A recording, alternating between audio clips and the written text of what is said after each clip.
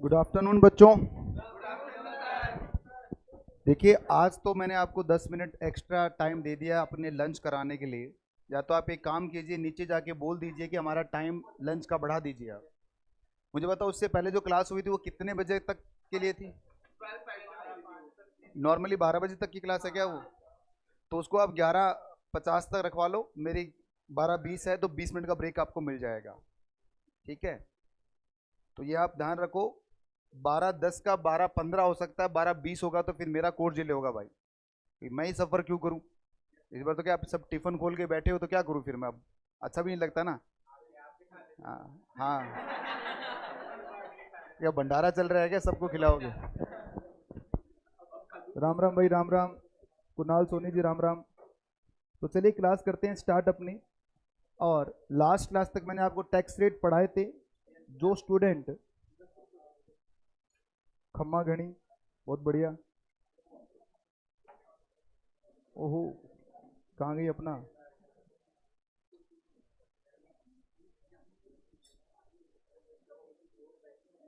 अरे क्या है ये?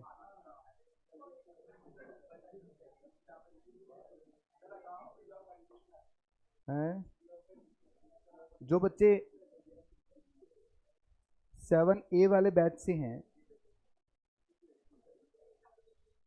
उनको मैंने स्पेशल टैक्स रेट्स कंप्लीट करवा दिए थे। मैंने आपको कंप्लीट करवा दिया था कि जो आपका सरचार्ज है शेयर मार्केट की इनकम पर कैसे चार्ज कैलकुलेट किया जाएगा, हमने पूरा कर लिया था। इसके बाद में जो 7A वाले हैं, सिर्फ उनको 5 मिनट में दे रहा हूँ, वो लिखेंगे। टैक्स रेट लिखेंगे बच्चों, आगे आगे लिखेंगे आप टैक्स रेट, फॉर्म का टैक्स रेट,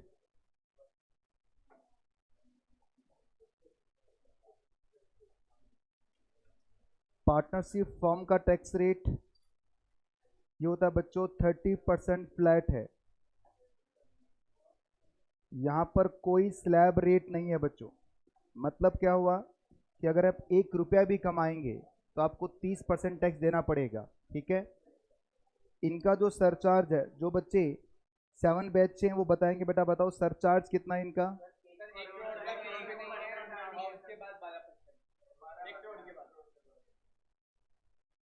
सरचार्ज जो रेट होगा इनका, अगर इनकी अप टू 1 करोड़ तक की इनकम है तो नो सरचार्ज, और 1 करोड़ से ऊपर रहेगी तो 12% सरचार्ज है। बस एक ही है बेटा यहाँ पर।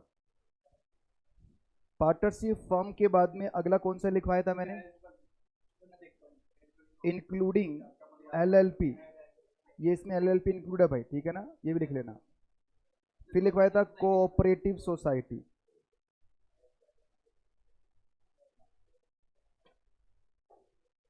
कोऑपरेटिव सोसाइटी का जो स्लैब चलता है बच्चों यहाँ पर, 0 से लेकर 10,000 तक जो टैक्स रेट रहेगा, टैक्स रेट वो रहेगा 10%।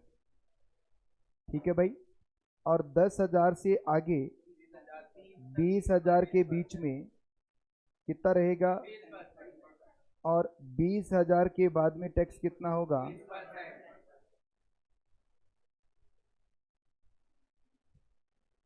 कोऑपरेटिव सोसाइटी के बाद में मैंने अगला लिखवाया था आपको कंपनी।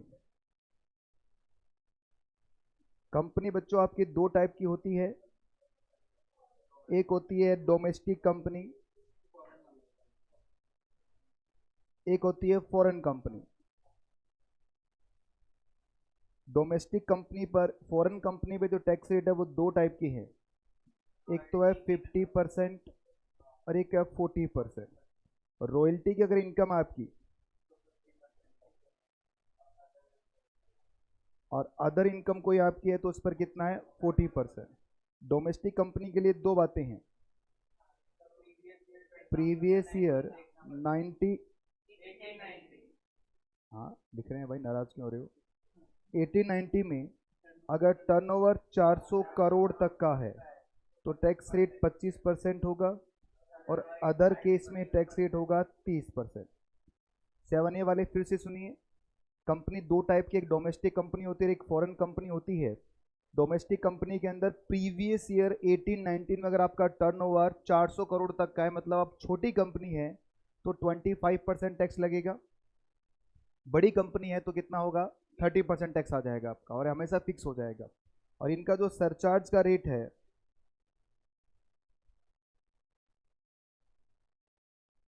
सरचार्ज का रेट, ये डोमेस्टिक कंपनी है,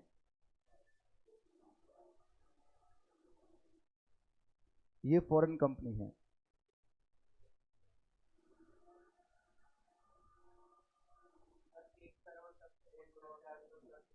up to 1 crore no surcharge, up to 1 crore no surcharge. फिर 1 करोड़ से 10 करोड़ के बीच में,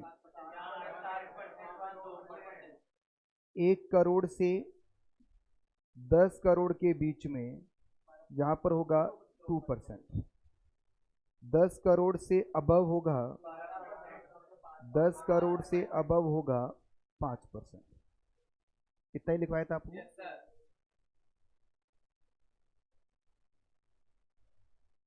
आराम से लिखिए बच्चों, ये बस इतना सा रह गया था, बाकी अब इनके आप बराबर आ चुके हो।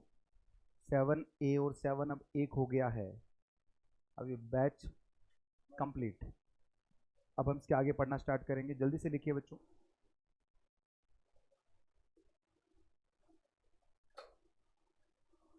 मैंने आपको एक छोटा सा बोला था कि आप प्रिंट आउट निकाल लेना। बुक कहाँ से ले आए? चलो बढ़िया बात है। ये बिल्कुल न्यू कैसे है?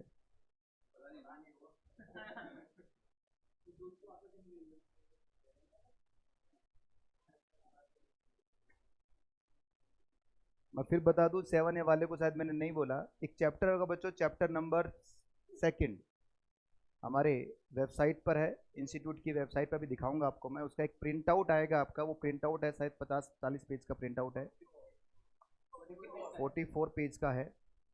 तो आप चाहो तो उसको डबल पे निकाल लो चाहे आप, क्योंकि आप मॉड्यूल से, आप अपने पास मॉड्यूल तो अभी है नहीं और मॉड्यूल आने में भी समय भी है। तो इस चैप्टर को हम, वैसे नोट्स भी दूंगा इस चैप्टर के, मैं ये नहीं कहूँगा उसी से पढ़ना है, नोट्स आपको प्रोवाइड करवाऊंगा उसके पूरे कंप्लीट, मेरे हाथ से हैंड रिटन नोट्स है मेरे, तो वो भी प्रोवाइड करवाऊंगा, उसका भी प्रिंट आउट निकाल लेना आप।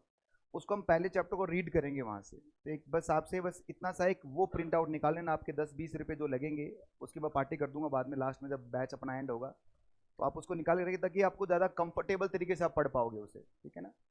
मोबाइल से या फिर स्क्रीन से आप एक बार यहाँ पर फिल्म से देख लो कि घर पे जाके रिवाइज कर नहीं पाओगे, इसलिए उसको आप रखो अपने पास। लिख लिया भाई सबने?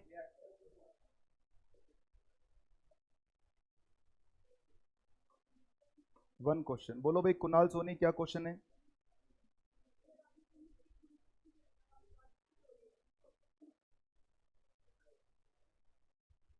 इतनी तो भीड़ भी नहीं है बैच में।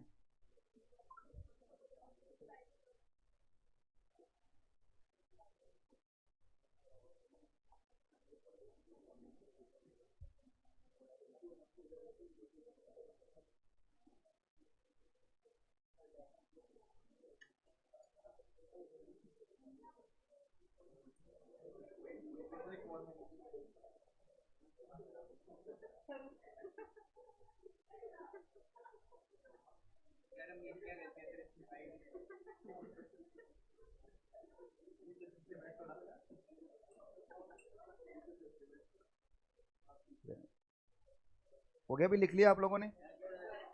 ऐसी बात नहीं बेटा, ये जो बैच है J1, इसमें बैठता था इससे पहले जो स्टूडेंट थे, लास्ट तक पूरा ये भी बिल्कुल गैप नहीं था, वो भी ना पीछे लगे उस पर ऊपर बैठते थे बच्चे, ऐसे बैठ के पढ़ते थे, तो आदत है हमें वो बैठने की। इधर नहीं, वो पीछे ही बैठ जाते थे सारे आपस में, एडजस्टमेंट। करें स्टार्ट अब क्लास को अपने। चलिए भाई, मैंने आपको भी टैक्स रेट यहाँ पढ़ाए थे, और अब मैं कुछ क्वेश्चंस आपसे पूछूंगा जो आपको ही करने हैं, मुझे मैं कुछ नहीं करवाने वाला, क्योंकि मेरे क्वेश्चन मैं करवा चुका हूँ क्लास के अंदर आपको। तो पहले तो जो प्रैक्टिकल क्वेश्चंस है, क्योंकि मैंने आपको सीधा प्रैक्टिकली पढ़ाया है, तो इसलिए मैं प्रैक्टिकली आपको दिखा रहा हूँ कुछ क्वेश्चंस। मुझे बताइए बच्चों, क्या इलस्ट्रेशन क्वेश्चन नंबर 6 हमने कर लिया था? 7 वालों हमने कर लिया था ना बेटा? 5 नंबर भी कर लिया था हमने? बहुत बढ़िया। क्या मैंने आपको 4 भी करवा दिया था क्या? 102 लाख अगर होगा तो आपका कितना मार्जिन रिलीफ का क्वेश्चन है, जल्दी से 2 मिनट लगी करके दिखा दीजिए। अगर आपकी इनकम 102 लाख है तो मार्जिन रिलीफ कितना होगा?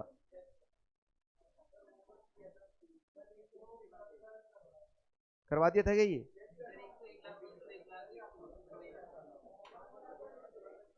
बढ़ो आगे। अरे आगे बढ़े क्या? चलो कोई बात नहीं।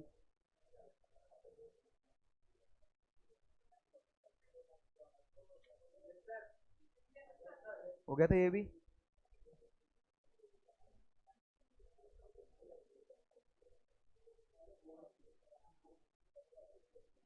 चलिए, अब हम शुरुआत करते हैं हमारे चैप्टर को फिर से शुरू से। मैंने सबसे पहले बताया था आपको टैक्स का मतलब। टैक्स का मतलब क्या होता है बच्चों? जिस सोसाइटी में आप रहते हैं, उस सोसाइटी के लिए जो आप पे करते हैं, cost of living in society, उसे हम क्या बोलते हैं? टैक्स कहते हैं। ये टैक्स एक कंपलसरी पेमेंट है जो आपको करनी पड़ेगी। टैक्स हमसे गवर्नमेंट क्यों लेती है बच्चों? ताकि गवर्नमेंट अपनी रूलिंग कर सके। गवर्नमेंट का जो प्राइमरी सोर्स ऑफ इनकम है वो क्या है? टैक्स है। प्राइमरी सोर्स का मतलब क्या है? मेन यही इनकम है। हालांकि गवर्नमेंट भी अपना अपना अलग अलग धंधा करती है बच्चों, मतलब अपना बिजनेस करती है, उससे प्रॉफिट कमाते नहीं कमाते आप जानते हैं बच्चों। रेलवे, रेलवे गवर्नमेंट का है पूरा का पूरा, और वहां पर वो प्रॉफिट कमाती है, लॉस कमाती है, और भी बहुत सारी डिपार्टमेंट है जो गवर्नमेंट करती है। पर जो मेन सोर्स ऑफ इनकम है गवर्नमेंट का, वो टैक्स का पैसा ही है, जिससे गवर्नमेंट रूलिंग करती है। डिफेंस पर, एजुकेशन पर, या फिर जो भी एक्सपेंडिचर्स है वो सभी इसी के थ्रू वो खर्च करेगी। टैक्स आपके दो टाइप के होते हैं, एक होता है डायरेक्ट टैक्स, दूसरा कौन सा हो गया? डायरेक्ट टैक्स मतलब इनकम टैक्स है, जो कमाएगा उसी को टैक्स पे करना है। और इनडायरेक्ट टैक्स जो सर्विसेज या गुड्स को कंज्यूम करेगा, जो कंज्यूम करेगा मतलब जो अल्टीमेट कंज्यूमर जो होता है, उसी को टैक्स पे करना पड़ता है। ठीक है, ये सारी बातें हम जीएसटी के अंदर और भी डिटेल में पढ़ेंगे। तो सबसे पहला पॉइंट मैं आपको बता चुका हूं कि टैक्स का मीनिंग क्या है बच्चों। टैक्स का मीनिंग है आपका cost of living in society. Tax आपके दो टाइप के होते हैं, एक हो गया डायरेक्ट टैक्स, दूसरा क्या है? Indirect tax. डायरेक्ट टैक्स मतलब जो इनकम कमाएगा वो डायरेक्टली पे टू गवर्नमेंट, और डायरेक्ट टैक्स का मतलब जो सर्विसेज या फिर गुड्स को जो कंज्यूम करेगा उसको टैक्स पे करना पड़ रहा है। ठीक है, पीछे मेरी वॉइस तो आ रही है ना आपके पास? चलिए, इसके बाद में टैक्स क्यों लगा रही है गवर्नमेंट? हमने देखा था कि गवर्नमेंट को प्राइमरी सोर्स ऑफ रेवेन्यू है गवर्नमेंट का ये टैक्स हमारा, देखो लिखा भी है यहाँ पर। The reason for levy that tax is that the constitute the basic source of revenue to the government. The revenue raised to the utilized for the meeting the expense of the government like defense, provision of education, healthcare, infrastructure facility, road dam, etc. etc. तो basic source of revenue है, primary source of revenue किसका? Government का, हमारा tax का पैसा। अच्छा, इसका मतलब एक हाथ से गवर्नमेंट आपसे टैक्स का पैसा लेती है और दूसरे हाथ से आपको फैसिलिटी दे देती है उसी पैसे का। हाँ, जो व्यक्ति कैपेबल है वो डायरेक्ट टैक्स पे करता है, और बाकी सभी क्या करते हैं? इनडायरेक्ट टैक्स पे करते हैं, क्योंकि इनडायरेक्ट टैक्स आपका रेग्रेसिव नेचर का टैक्स होता है, वो सबको ही देना है। पर डायरेक्ट टैक्स आपका प्रोग्रेसिव नेचर का है, जब तक आप अमीर नहीं हो जाते, जब तक आपकी इनकम 5 लाख से ऊपर नहीं हो जाती, तब तक आपको पे नहीं करना पड़ता, सब्जेक्ट टू जो स्पेशल इनकम वो आपके पास नहीं है। हमने इस पे क्वेश्चंस भी करके देखे थे। बढ़ते हैं आगे। अब इसके बाद में हम कॉन्स्टिट्यूशनल प्रोविजन की बात करेंगे।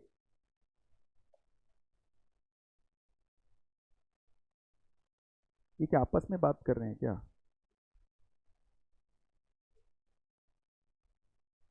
नहीं यार, बात तो उसी से कर रहे हैं। 9500 क्या है? कोई सिग्नल है? अच्छा, मार्जिन लिफ्ट निकाल दिया होगा। ठीक है, ओके, सही है तेरा। और क्या बोलो?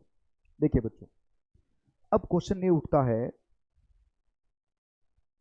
कि सर जो टैक्स का जो अमाउंट है जो भारत की जनता से लिया जाएगा, ये कौन लेगा? Government of India. क्या गवर्नमेंट के पास पावर है कोई भी टैक्स बना सकती है? क्या मोदी जी कोई भी टैक्स आपसे ले सकते हैं क्या? Answer is no. हमारा जो कॉन्स्टिट्यूशन है बच्चों, जब बनाया जा रहा था, एक्चुअल में बनाया नहीं जा रहा था, कॉपी किया जा रहा था, तो उसमें खूब सारे आर्टिकल्स हैं। सारे आर्टिकल्स क्या है? देखिए बेटा, कॉन्स्टिट्यूशन मतलब जो हमारा है भारत का संविधान जिसको हम कहते हैं, वो अलग अलग पार्ट में डिवाइडेड है। उन पार्ट्स को हम आर्टिकल्स कह रहे हैं। एक आर्टिकल नंबर 370 आपने पढ़ा होगा या सुना होगा, जम्मू एंड कश्मीर के पास जो स्पेशल पावर थी वो गवर्नमेंट ने हटा भी दी है। Article number 35A, Jammu and Kashmir में कोई प्रॉपर्टी नहीं परचेज कर सकता, अब कर सकता है बच्चों। तो ये आर्टिकल्स हैं। तो उन आर्टिकल्स में एक आर्टिकल है 246, एक आर्टिकल है 265। ये वो आर्टिकल्स हैं जो टैक्स का लगना है, ये बताएंगे कि कौन सा टैक्स लगेगा इंडिया के अंदर। कॉन्स्टिट्यूशनल, एक मिनट रुकते हैं, मैं आपको बताता हूं बेटा हायरार्की कैसे बनती है इनकम टैक्स के अंदर।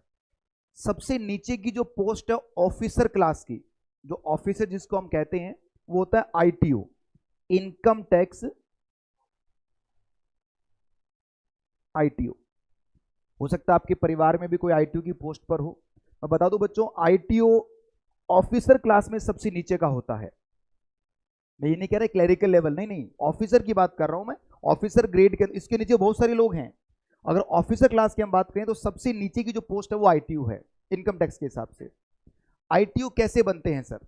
ITO बनने के लिए आपको एक SSC का एग्जाम होता है बच्चों, स्टाफ सिलेक्शन कमीशन, SSC, नाम सुना है आपने?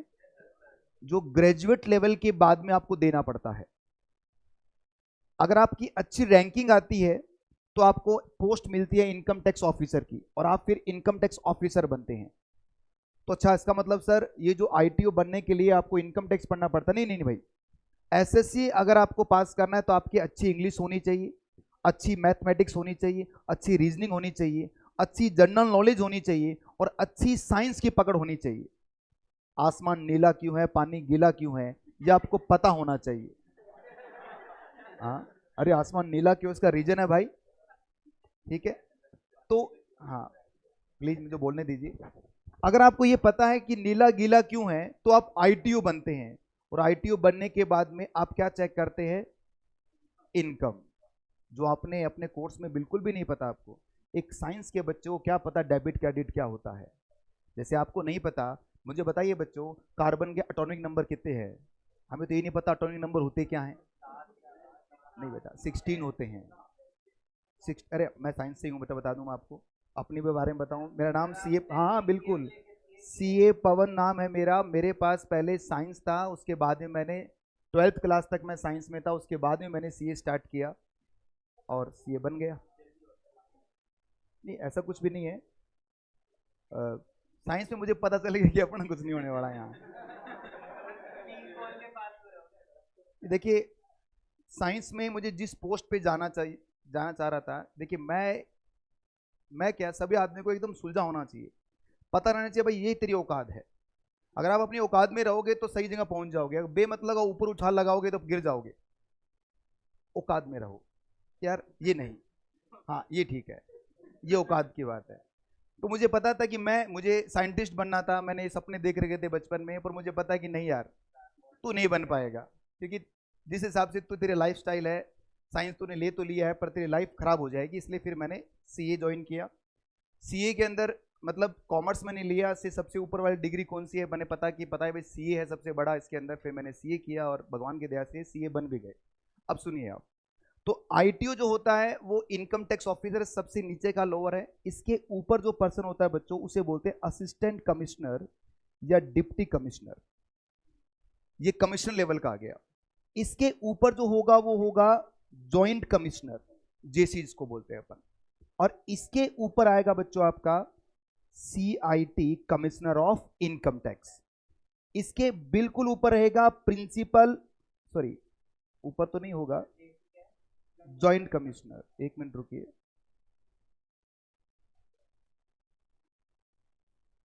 इसके बिल्कुल साथ में एक मोदी जी ने नई पोस्ट क्रिएट की है, PCIT, principal chief commissioner of income tax. मतलब जो CIT काम करेगा उसका ध्यान कौन रखेगा? PCIT। CIT से ऊपर होता है CCIT, chief commissioner of income tax. ITO income tax officer, assistant commissioner, deputy commissioner, joint commissioner, commissioner of income tax और chief commissioner of income tax. और इसके ऊपर होता है बच्चों आपका चेयरपर्सन किसका? CBDT का। CBDT क्या है? Central board of direct tax. बेटा टैक्सेस के दो बोर्ड बने हुए हैं, एक बोर्ड है आपका CBDT जो आपने अपने इकोनॉमिक्स में पढ़ा था, एक पढ़ा था आपने CBIC, central board of indirect tax and custom, ठीक है ना, CBIC। तो अभी हम CBDT की बात करें, CBIC की बात हम करेंगे जब GST पढ़ेंगे, वो इनडायरेक्ट टैक्सेशन के अंदर आएगा। तो CBDT हो गया आपका। CBDT के ऊपर आता है बच्चों फाइनेंस मिनिस्ट्री। मतलब फाइनेंस मिनिस्ट्री के अंदर कौन आता है? CBDT आता है। फाइनेंस मिनिस्ट्री में और बहुत सारी चीजें हैं, उसका एक पार्ट क्या है? CBDT है। फाइनेंस मिनिस्ट्री को हेड कौन करता है बच्चों? Finance minister. इसके ऊपर आएगा बच्चों हमारा मिनिस्ट्री, पूरी की पूरी मिनिस्ट्री आएगी हमारी। मिनिस्ट्री के ऊपर कौन होगा? Government of India. Government of India के ऊपर कौन होगा? Supreme court. और सुप्रीम कोर्ट के बिल्कुल बगल में कौन बैठा है? Constitution of India. आई बात समझ में आपको? ये हमारी हायरार्की है। मतलब सबसे सुप्रीम जो है वो कौन है? भारत का संविधान, कॉन्स्टिट्यूशन ऑफ इंडिया। इसी के अंदर रहकर हम अपना काम कर रहे हैं। 26 जनवरी हम धूमधाम से बनाते हैं बच्चों। 26 जनवरी गाने गाते हैं, खुश होते हैं। ऐसा क्या है सर? उस दिन क्या हुआ था? कॉन्स्टिट्यूशन ऑफ इंडिया बना था हमारा। तो उससे क्या फर्क पड़ता है? देश आजाद थोड़ी हुआ था। अरे भाई देश आजाद से भी बड़ी बात हुई थी, क्योंकि देश आजाद तो हो गया था पर अभी भी किसके अंदर था? ब्रिटिश गवर्नमेंट के साथ ही काम कर रहा था, क्योंकि हमारे पास कुछ था ही नहीं अपना। फिर हमारा क्या बना? संविधान बना, और संविधान के अंदर सबको क्या पावर्स मिली। तो जो संविधान बनाया गया, कॉन्स्टिट्यूशन हमारा जब बनाया गया, तो उसमें उसको आर्टिकल में डिवाइड किया गया, अलग अलग आर्टिकल्स बनाए गए। और उसी में आर्टिकल्स बने तो आर्टिकल पावर देता है किसी भी गवर्नमेंट को, कि आर्टिकल कहेगा जब तक आप लॉ नहीं बना लेते तब तक आप भारत की जनता से टैक्स नहीं ले लेते। मतलब अगर कोई भी टैक्स आपको लेना है भारत की जनता से तो पहले क्या कीजिए? उसका लॉ बनाइए। अभी लॉ कैसे बनता है? आपको पहले बिल ड्राफ्ट करना पड़ेगा, बिल को अपर हाउस और लोअर हाउस दोनों से पास करवाना पड़ेगा। पास होने के बाद में प्रेसिडेंट उस पर साइन करेगा और फिर वो क्या बनेगा? लॉ बनेगा। अब जब वो लॉ बन जाएगा एक बार, तभी क्या कर सकते हैं आप? भारत की जनता से टैक्स ले सकते हैं। तो यह सबसे पहली बात हमारे कॉन्स्टिट्यूशन में लिखी हुई कि पहले लॉ बनाइए, लॉ बनाने के बाद में क्या होगा? आप टैक्स वसूल कर सकते हैं। और फिर लॉ बनाया गया इनकम टैक्स का, ठीक है। इनकम टैक्स का लॉ कैसे बना, किसके अंडर में बना, ये सारी बातें हम थोड़ा सा पढ़ेंगे। कॉन्स्टिट्यूशनल है, इंपॉर्टेंट इतनी नहीं है एग्जाम पॉइंट ऑफ व्यू से, फिर भी नॉलेज पॉइंट ऑफ व्यू से काम की बात है, थोड़ा देख लीजिए आप, क्योंकि ये सब बातें आप अपने फाइनल लेवल पे नहीं पढ़ने वाले। ये सब बेसिक बातें आपको कहां पता होनी चाहिए? इंटरमीडिएट लेवल पर इनकम टैक्स के बारे में। The constitution of India article number 265 lay down, क्या लिखा गया इसमें? No tax shall be levied और collected except authority of law. जब तक लॉ नहीं बन जाता आप क्या नहीं कलेक्ट कर सकते? किससे कलेक्ट करना है? पब्लिक से। जब तक लॉ नहीं बन जाता तब तक आप पब्लिक से टैक्स कलेक्ट नहीं कर सकते। According to levy that any tax the law need to be framed by the government. और लॉ कैसे बनता है? आपने अपने फाउंडेशन में पढ़ाया होगा टीचर ने आपको कि किस तरह बनता है। Lower house, upper house, Lok Sabha और राज्यसभा। विधानसभा इसमें नहीं आती भाई, लोकसभा और Rajya Sabha. Constitution of India give the power to levy the collect tax, whether the direct tax or indirect tax. The central and state government and the parliament of state legislature empowered to make the law the matter in the 7th schedule of virtue of article number 246 of the Constitution of India। अरे sir क्या हो गया? अब बताया government ने कि article number 265 तो क्या बोलता है? बस इतनी बात बोलता है कि पहले क्या बनाओ? लॉ बनाओ और फिर टैक्स ले लेना। और फिर आर्टिकल नंबर 245 के अंदर लॉ बनाया गया बच्चों, डायरेक्ट टैक्स और इनडायरेक्ट टैक्स दोनों का लॉ बनाया गया। अब हम बात करें, अगर हम पूरी किताब की बात करें तो हम क्या बोल रहे हैं? कॉन्स्टिट्यूशन ऑफ इंडिया, उसमें जो अलग अलग चैप्टर है उसमें क्या है बच्चों? आर्टिकल्स है। अब इन आर्टिकल्स के अंदर शेड्यूल्स होते हैं। तो आर्टिकल नंबर 245 में एक शेड्यूल है, शेड्यूल नंबर 7। इन शेड्यूल नंबर 7 में 3 एंट्री डाली गई हैं। पहली एंट्री किसकी थी बच्चों? लिस्ट बनाई गई, सॉरी, पहली लिस्ट बनी आपकी 7 शेड्यूल। किसका 7 शेड्यूल है? आर्टिकल नंबर 246 का है, सॉरी 245 बोल दिया मैंने। तो उसमें पहला लिस्ट कौन सा है, दूसरा कौन सा है, और तीसरा कौन सा है? मतलब सर, मतलब उस आर्टिकल में लिखा गया कि अगर सेंट्रल गवर्नमेंट को कोई लॉ बनाना है तो वो कहां बनाएगा? यूनियन लिस्ट में बनाएगा। स्टेट गवर्नमेंट को बनाना है, और अगर कंकरेंट लिस्ट में दोनों गवर्नमेंट मिलजुल कर बनाएंगी। आई बात समझ में? देखो, parliament has exclusive power to make law the matter contain in the union list. Parliament का मतलब क्या हो गया? Central government. सेंट्रल गवर्नमेंट के पास पूरी पावर है कि वो अगर कोई भी लॉ बनाती है, जैसे इनकम टैक्स है बच्चों, इनकम टैक्स सेंट्रल गवर्नमेंट ने बनाया है। जो भी आप इनकम टैक्स पे करते हैं सारा मोदी जी की जेब में जाता है, मतलब सेंट्रल गवर्नमेंट के पास जाता है। हमारे देश का जो फेडरल स्ट्रक्चर है वो स्टेट गवर्नमेंट और सेंट्रल गवर्नमेंट दो अलग अलग तरीके से पैरेलल काम करता है। तो जो इनकम टैक्स है वो आर्टिकल नंबर 246 के शेड्यूल 7 के यूनियन लिस्ट के अंदर बना हुआ है। अगर हम स्टेट लिस्ट की बात करें तो लेजिस्लेचर ऑफ स्टेट, लेजिस्लेचर का मतलब होता है विधानमंडल। एमएलए का फुल फॉर्म क्या होता है? इसका मतलब लेजिस्लेचर मतलब विधानमंडल, ठीक है। और एमपी का मतलब क्या होता है? Member of parliament. मतलब ये सेंट्रल गवर्नमेंट का और ये क्या है? स्टेट गवर्नमेंट का है। आई बात समझ में आपको? तो legislature of the any state the exclusive power to make law on the matter contain in state list. जो भी स्टेट के लिए लॉ बनाना है तो वो कौन बनाएगा? स्टेट गवर्नमेंट बनाएगी। सेंटर के लिए बनाना है तो कौन बनाएगा? सेंट्रल गवर्नमेंट बनाएगी। अगर सेंट्रल गवर्नमेंट कोई लॉ बना रही है तो वो कहाँ बनाएगी? यूनियन लिस्ट के अंदर। स्टेट गवर्नमेंट कहाँ बनाएगी? स्टेट लिस्ट के अंदर। और जब कोई ऐसा लॉ है जो दोनों सरकारें मिलकर बना रही है वो किस में आएगा? Both parliament and state legislature है power to make the law matter contain in the concurrent list. ठीक है बच्चों। अब आप जो पॉइंट, उसमें पॉइंट लिखिए बच्चों, लिख रहे हैं ना, वहां पर एक पॉइंट लिखिए। 7 शेड्यूल, बस इतना पता होना चाहिए आपको एमसीक्यू के लेवल पर। 7 शेड्यूल टू आर्टिकल 246।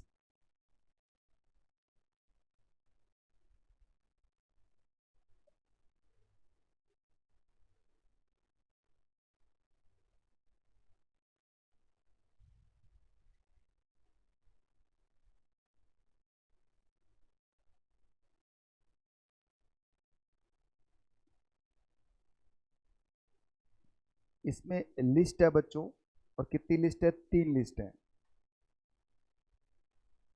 पहली लिस्ट कौन सी है? दूसरी कौन सी है? और तीसरी कौन सी है? Concurrent list.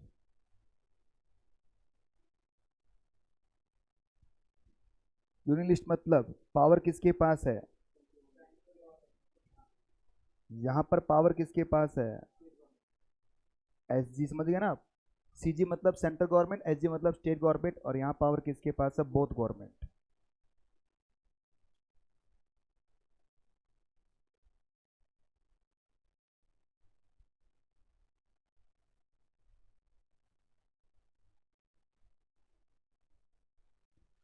और जो इनकम टैक्स, देखो अब लिस्ट आ गई, लिस्ट के अंदर एंट्रीज होती हैं। सबसे ऊपर कौन है? कॉन्स्टिट्यूशन, फिर आर्टिकल, आर्टिकल में शेड्यूल, शेड्यूल में लिस्ट, लिस्ट में क्या होंगी? एंट्री होंगी। तो ये जो आपकी यूनियन लिस्ट है उसमें एक एंट्री है बच्चों, एंट्री नंबर 82। और ये जो एंट्री नंबर 82 है ये है बच्चों आपका इनकम टैक्स।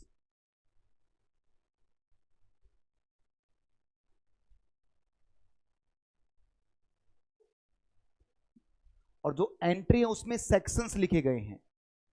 जो सेक्शंस है ना हमारे, सेक्शन 1 से लेकर सेक्शन 298 टोटल सेक्शन हमारे इनकम टैक्स के अंदर, तो ये इस एंट्री के अंदर लिखे गए हैं। थोड़ा सा विजुअलाइज कीजिए अपने आप को। एक किताब है मतलब कॉन्स्टिट्यूशन, उसमें एक आर्टिकल है, कौन सा आर्टिकल है? 246 नंबर आर्टिकल है। उसके 7 शेड्यूल के अंदर यूनियन लिस्ट बना रखी है। यूनियन लिस्ट के अंदर एंट्री नंबर कौन सी है? 82। मतलब यूनियन लिस्ट में बहुत सारी एंट्री है बच्चों, उसमें से एक एंट्री कौन सी है? 82 नंबर, जिसमें क्या लिखा गया? हमारा इनकम टैक्स लिखा गया है। ठीक है। और ये जो पॉइंट है इस पे लिख देना एमसीक्यू। पूरी की पूरी इस कहानी के अंदर जो एग्जामिनर पूछ सकता है आपसे वो यही पूछ सकता है एंट्री नंबर 82। सर बाकी एंट्री कौन सी है? 81 किसकी, 82, 83, 84? सिलेबस में भी नहीं है, बताने को बता दूंगा बेटा। एंट्री नंबर 81 जो कस्टम की है, फिर बाद में 82 आपकी इनकम टैक्स की आ गई, फिर एक्साइज ड्यूटी की है, फिर बाद में 84 डिलीट हो गई, 86 डिलीट हो गई, तो हमारे काम की नहीं है। काम की बात क्या है? 82 किसका है? इनकम टैक्स का, जो कभी डिलीट नहीं हो सकता। हटा दूं? सबने लिख लिया भाई? चलो भाई बहुत बढ़िया, इस नोट को पढ़ दीजिए अब।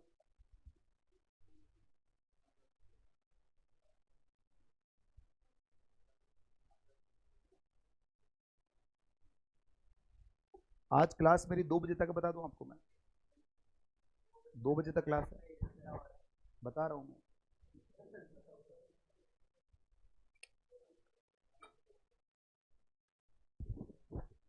2 घंटे, 2.5 घंटे, 3 घंटे, 4 घंटे ऐसे होंगे इनकम टैक्स की क्लासेस।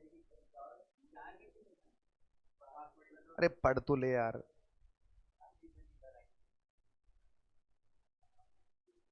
इनकम टैक्स पढ़ते हुए जोर आ रहा है तुम लोगों को? कर ली फिर सीए, फिर कर ली तुमने सीए, हो गया। Income tax is most significant direct tax, entry number 82 of the union list. इसका मतलब क्या हो गया? इनकम टैक्स चार्ज कौन करता है? Central government. List number 1 of 7 schedule of article number 246 of constitution of India given the power to parliament to make the law on tax income other than agriculture income पे बच्चों क्या लगता है? State list लगता है। मतलब sir agriculture income पर tax कौन लेता है? सर हमने तो ये सुना था एग्रीकल्चर इनकम पे टैक्स लगता ही नहीं। टैक्स नहीं लगता बच्चों, पर टैक्स एक बार कैलकुलेट किया जाएगा जब मैं आपको चैप्टर नंबर 3 पढ़ाऊंगा इसी बुक के अंदर, मतलब इस फर्स्ट मॉड्यूल के अंदर, तब बताऊंगा कि किस तरह से एग्रीकल्चर इनकम पे टैक्स कैलकुलेट किया जाएगा। पर अगर कैलकुलेट किया भी जाएगा तो सेंट्रल गवर्नमेंट को कुछ भी नहीं चाहिए उसमें से, सब किसके पास जाएगा? स्टेट गवर्नमेंट के पास। चलिए भाई अब आगे बढ़ते हैं। आगे बता रहा क्या? Overview of income tax law in India. देखिए वर्ड बेटा इनकम टैक्स एक्ट नहीं लिखा, क्या लिखा है? और लॉ वाइडर होता है एक्ट से, सब चीजें उसमें शामिल होती है, तब जाके एक लॉ बनता है। तो इनकम टैक्स लॉ जो है उसके क्या क्या कंपोनेंट्स है, मतलब अगर आपको इनकम टैक्स लॉ पढ़ना है तो उसके कौन कौन से हिस्से हैं, तब जाके वो इनकम टैक्स लॉ बनेगा। तो अगर मैं इनकम टैक्स लॉ पढ़ाऊं आपको, तो मुझे आपको 5 चीजें पढ़ानी पड़ेंगी। सबसे पहले क्या पढ़ाना पड़ेगा आपको? अगर इनकम टैक्स लॉ बताऊं मैं, तो आपको पास सबसे पहले क्या होना चाहिए? इनकम टैक्स एक्ट होना चाहिए। दूसरा एनुअल फाइनेंस एक्ट। अब ये क्या बला है? याद करो बच्चों, मैंने रूल बताए थे आपको, मैंने कहा था कि कौन से रूल हमारे जनरल टैक्स रेट्स कहां लेके जाते हैं? एनुअल फाइनेंस एक्ट, हर साल लेके आते हैं ये। और एनुअल फाइनेंस एक्ट 22 पढ़ा रहा हूं आपको मैं।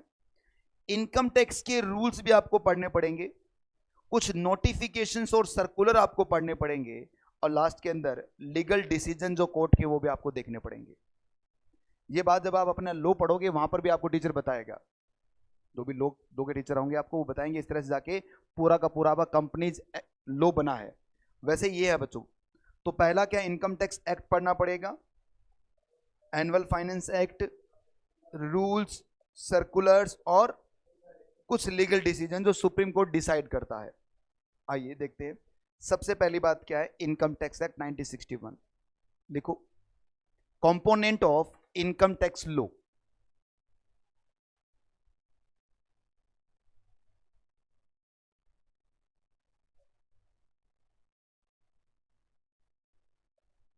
इनकम टैक्स लॉ के कंपोनेंट में सबसे पहला कंपोनेंट लिखोगे आप इनकम टैक्स एक्ट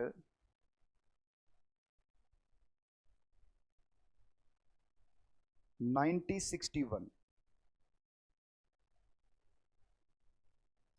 लिखा आप लोगों ने? अब इसमें सिर्फ आप 2 ही बातें लिखिए। सबसे पहली बात लिखेंगे आप, ये पूरे भारत पे लागू होता है, it extend to whole of India. और दूसरी बात लिखोगे आप, ये फोर्स में कब आया था? 1 अप्रैल 1962।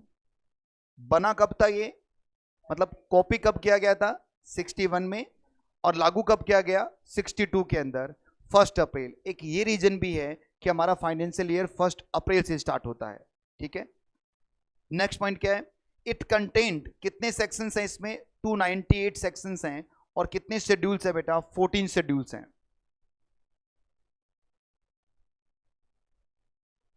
लिख देना एमसीक्यू।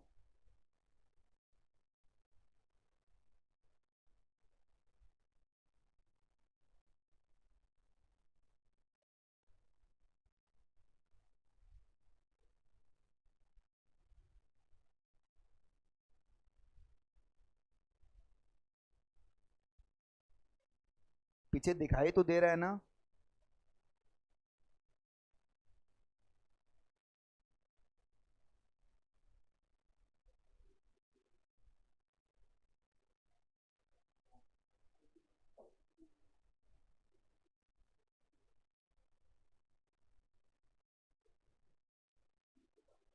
आपका फर्स्ट डे क्लास में क्या आज, कोई आया था कोई फर्स्ट डे क्लास में आज, बैकअप देख के आए थे बेटा, बैकअप देख के आए थे क्या, बैकअप क्लास देख के आए थे मेरी, देख लेना बाद में ना, बैकअप जरूर देख लेना भाई। चलिए आगे बढ़ते हैं इसके बाद में। अब इसके बाद में इन्होंने बोला कि जो सेक्शंस होते हैं उसमें सब सेक्शंस भी होते हैं, क्लोजेज भी होती हैं, और सब क्लोजेज भी होती हैं। और सबसे कमाल की बात क्या है बच्चों, ये जो सेक्शंस हैं, सब सेक्शंस हैं और क्लोजेज हैं, ये सब इंडिपेंडेंट होती हैं। इसको आप एक दूसरे से रिलेट नहीं कर सकते। सर कैसे, जैसे मैं एक सेक्शन का नंबर लिखता हूं 10AA, ये क्या है बच्चों, ये सेक्शन 10AA है, सब सेक्शन 2 है, क्लोज क्या है, देखा जाए तो हम पढ़ क्या रहे हैं, हम क्लोज 1A पढ़ रहे हैं, 1A है बेटा, ये क्लोज 1A पढ़ा रहा हूं आपको मैं। ये कहां पर है, ये सेक्शन 10AA के सब सेक्शन 2 के क्लोज, मतलब सर कुछ इस तरह से पिक्चर आएगी कि सबसे पहले ये सेक्शंस होगा, इस सेक्शंस में सब सेक्शन 1 और ये सब सेक्शन 2 का पैराग्राफ है। सब सेक्शन 2 के अंदर 1A अलग है, 2A अलग होगा, 3 अलग होगा, अलग अलग क्लोज बना हुआ है। मैं आपको ये वाला पॉइंट पढ़ा रहा हूं, तो उसको एड्रेस कैसे करोगे, ऐसे एड्रेस करोगे कि section 10AA sub section 2 close 1A। आई बात समझ में आपको, ये पॉइंट, ये पॉइंट, ये पॉइंट और ये पॉइंट सब अपने आप में क्या होते हैं, इंडिविजुअल्स होते हैं, अलग अलग होते हैं। ऐसा नहीं है कि सर एक ही बात को रिपीट, नहीं, रिपीट नहीं है। सब सेक्शन और सेक्शन जितने भी उसके सब सेक्शंस हैं, जितने भी उसके क्लॉजेज हैं, सब क्या होते हैं, अलग होते हैं पहले वाले से। अरे जब सेम ही होगा तो अलग अलग क्यों लिखेंगे, एक में लिख देंगे, इसीलिए। और ये सभी बराबर पावर रखते हैं, ऐसा नहीं है कि सब सेक्शन की ज्यादा पावर होती है सब सेक्शन कम है, सब बराबर पावर रखते हैं बच्चों। देखो ये लिखा हुआ है हमारी बुक में, आपको कुछ भी नोट नहीं करना है इसके अंदर। when the each part of sections independent of the each other and one is not related to another, the such part called close subsections, and the other hand refer to the such part and sections where the each part of related with other and all the subsections taken together the concept of population of the sections। बता रखे सबको इकट्ठा कर दोगे आप तो वो क्या बनेगा, एक पूरा सेक्शन बन जाएगा। जैसे सेक्शन 10 है बच्चों, सेक्शन 10 क्या बात करता है, एग्जम्पशंस की बात करता है कि कहां कहां पर आपको टैक्स पे नहीं करना होता, कौन कौन सी इनकम को एग्जम्प्ट रखा गया है इनकम टैक्स के अंदर, उसको सेक्शन 10 में लिखा गया है। तो जहां भी सेक्शन 10 आएगा बच्चों, अब मुझे बताइए, ऐसे तो बोल नहीं सकते सर एक इनकम, बहुत सारी इनकम को एग्जम्प्ट किया गया है, एग्रीकल्चर इनकम एग्जम्प्ट कर रखे गवर्नमेंट ने, तो एग्रीकल्चर इनकम को कहां लिखा गया होगा, सेक्शन 10 सब सेक्शन 1 में लिखा गया है। आई बात समझ में आपने, बहुत सारे एफडी के इंटरेस्ट को गवर्नमेंट ने एग्जम्प्ट कर रखा है, बहुत सारी इंटरेस्ट की इनकम को गवर्नमेंट ने एग्जम्प्ट कर रखा है। तो ये सारी एग्जम्पशंस कहां लिखी गई हैं बच्चों, सेक्शन 10 1 में लिखी गई, सॉरी सेक्शन 10 में लिखी गई हैं, और ये सारी अपने आप में इसमें क्या है, अलग अलग है। तो इस पैराग्राफ से हमने क्या सीखा, बस इतनी सी बात कि sir section, sub section, clauses सब क्या होते हैं, अलग अलग होते हैं, आपस में इनका कोई लेना देना नहीं होता। एग्जाम्पल पढ़ोगे क्या, पढ़ रहे यार, अब बढ़ते हैं आगे। प्रोविजोर एक्सप्लेनेशंस,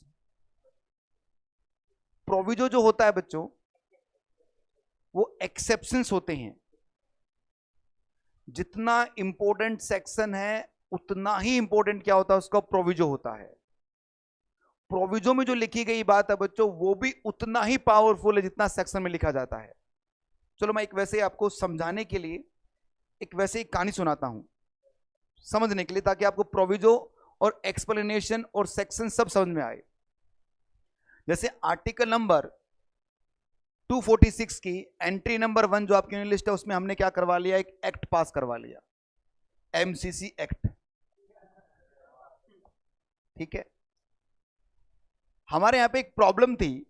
प्रॉब्लम ये थी कि सर सफाई कर्मचारी नहीं मिल रहे हमें। तो बच्चे जब जूते लेके आते हैं क्लास में तो क्लास गंदी हो जाती है, अब सफाई कौन करे। तो हमने एक एक्ट पास करवाया और हमने उस एक्ट में एक सेक्शन में लिखा कि कोई भी स्टूडेंट क्लास के अंदर क्या नहीं आ सकता, जूते लेकर नहीं आ सकता। ये सेक्शन पास करवा दिया, पार्लियामेंट में साइन हो गए बच्चों।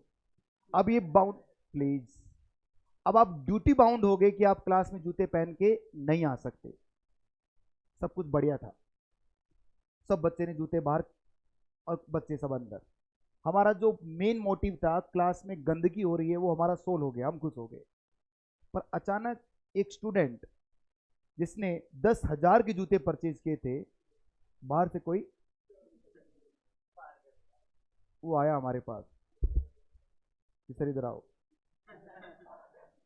मैं कहा, बोलिए कि सर आपके सेक्शन में क्या लिखा है कि जूते बाहर खोलने पड़ेंगे, इसलिए मैंने बाहर खोले। मेरा नुकसान हुआ है, 10,000 की कल ही परचेज की, तेरा बिल लाओ। हमें समझ में आया कि कुछ तो गड़बड़ हो गया। फिर हमने क्या किया, प्रोविजो डाला। सेक्शन अभी भी वही है कि जूते पहन के नहीं आओगे। प्रोविजो डाला कि अगर कोई स्टूडेंट महंगे जूते पहन के आता है तो वो क्लास में पहन के आ सकता है। बताइए बच्चों, अब जैसे ही मैंने ये प्रोविजो डाला, सभी लोगों ने अलग अलग क्वेश्चन करने स्टार्ट किए। किसी के लिए बच्चों 10,000 भी महंगा नहीं है और किसी के लिए तो 500 भी महंगा है। सबने कहा सर महंगे का मतलब। फिर मैंने एक्सप्लेनेशन डाला और बताया कि महंगे का मतलब क्या होता है। हमने कहा महंगे का मतलब, अगर कोई जूते 4,000 के ऊपर के हैं तो वो इस सेक्शन के हिसाब से क्या रहेंगे, महंगे माने जाएंगे। फिर एक स्टूडेंट जिसके पैर में चोट लगी थी, उसका जूता 2,000 का था, वो बाहर खोल रहा है, तकलीफ हो रही है, खून गिर रहा है उसके पैर से। हमने देखा ये भी प्रॉब्लम है, प्रॉब्लम तो ये भी है। फिर हमने फिर से एक प्रोविजो डाला कि अगर किसी के पैर में चोट लगी है, गंभीर चोट लगी है, तो वो भी जूते पहनकर आ सकता है। आई बात समझ में। ये सब कहानी मैंने क्यों सुनाई आपको? देखिए बच्चों, प्रैक्टिकल लाइफ को देख के ही सेक्शन बनता है। ऐसा नहीं है कि हवा में कुछ बना दिया गया है, सब कुछ प्रैक्टिकली लाइफ में। आपको हर एक सेक्शन का मीनिंग बताऊंगा कि क्यों बनाइए, क्या प्रॉब्लम थी, प्रॉब्लम की वजह से क्या गवर्नमेंट को नुकसान हो रहा था, और ये सेक्शन गवर्नमेंट फिर क्यों लेके आई। अगर आपने उसको डायग्नोस कर लिया तो वो सेक्शन आप कभी नहीं भूलोगे लाइफ के अंदर। आई बात समझ में आपको ये? तो मुझे बताइए बच्चों, एक्सप्लेनेशन क्या पूरे एक्ट की होती है क्या? नहीं सर, सेक्शंस की होती है, प्रोविजो की होती है। हर एक सेक्शन के अपने अपने एक्सप्लेनेशन होंगे। क्या एक्सप्लेनेशन इंपॉर्टेंट है क्या? बिल्कुल साहब, क्योंकि एक्सप्लेनेशन क्या करती है, उस सेक्शन को एक्सप्लेन करती है। वो बताती है कि सेक्शन में क्या लिखा गया है, इसको कैसे रीड करना है। अदरवाइज सभी लोग अपना अपना इंटरप्रिटेशन निकालना स्टार्ट कर देंगे। कोई कह देगा 200 भी तो महंगा ही होता है, मेरी तो इनकम ही 5,000 की है पूरे साल की, तो मेरे लिए 200 महंगा है। तो इसलिए क्या होगा, एक्सप्लेनेशन बताएगी आपको कि किस डायरेक्शन में आपको चलना है। आई क्या बात समझ में? आइए पढ़ते हैं क्या लिखा है हमारी बुक के अंदर। ये एग्जाम्पल था भाई ने, the proviso to section subsections clauses spell out exceptions conditions to the provision contained in the respective section subsections clause। कि जो एक्सेप्शन है उस पर्टिकुलर सेक्शन का। इससे हमें क्या समझा कि सर जरूरी नहीं है सेक्शन का ही क्या हो, प्रोविजो हो, सब सेक्शन का भी प्रोविजो हो सकता है, क्लोजेज का भी प्रोविजो हो सकता है। The proviso spell out the case where the provision contained in respective section subsections clause would not apply or where the proviso apply with certain modification।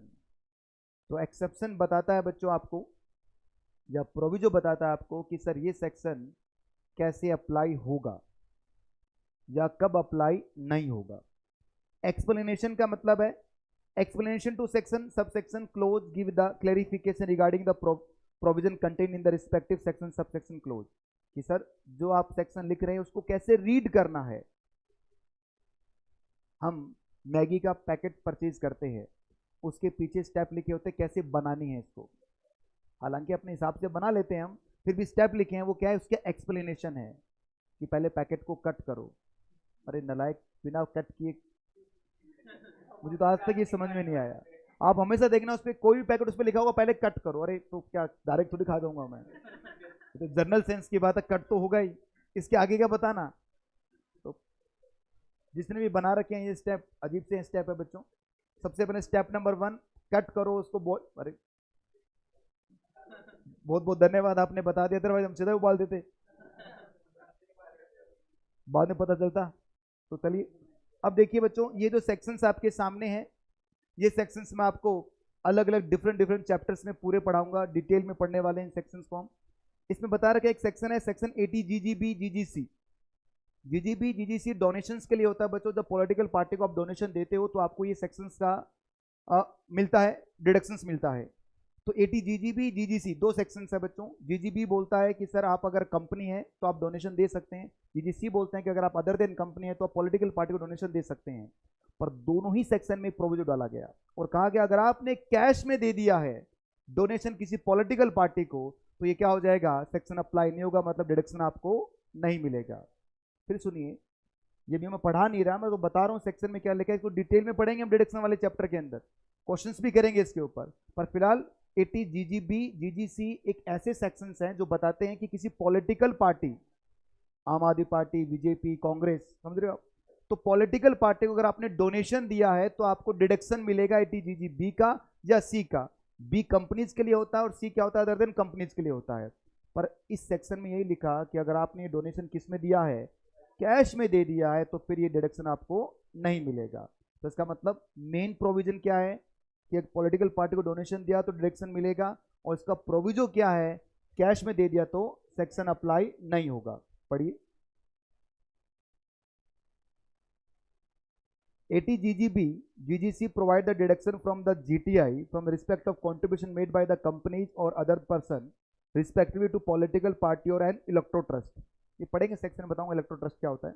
आजकल नया तरीका है बच्चों पॉलिटिकल पार्टी को डोनेशन देने का, नया फंडा है। आप डायरेक्ट नहीं देते आजकल, इलेक्ट्रो ट्रस्ट के थ्रू देते हैं। पढ़ेंगे जब सेक्शन में चलेंगे अपन। The proviso section 80 GGB GGC provided that no deduction shall be allowed.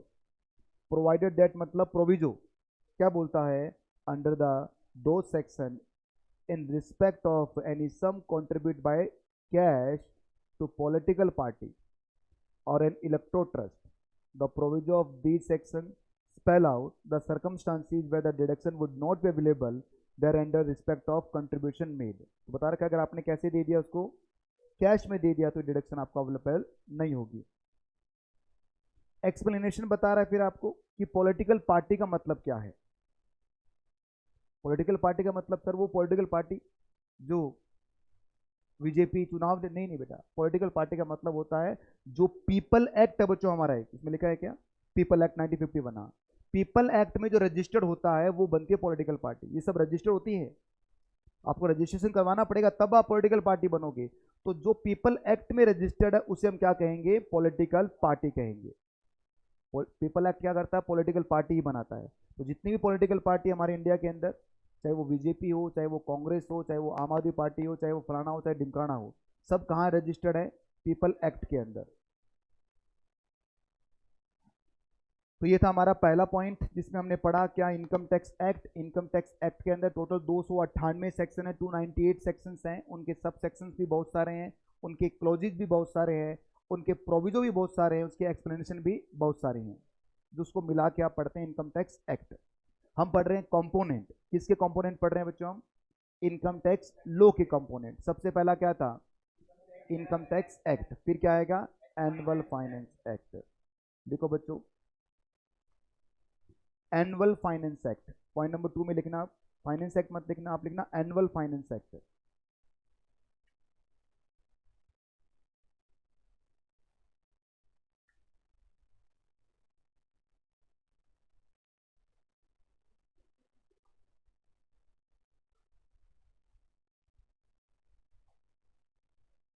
Income tax law अगर आपको पढ़ना है तो आपको साथ में क्या पढ़ना पड़ेगा, एनुअल फाइनेंस एक्ट भी पढ़ना पड़ेगा।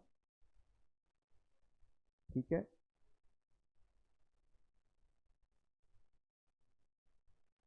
एनुअल फाइनेंस एक्ट हर साल हमारे देश के जो फाइनेंस मिनिस्टर होते हैं वो 1 फरवरी को एक फाइनेंस बिल लेके आते हैं, जिसको हम साधारण भाषा में बजट कहते हैं।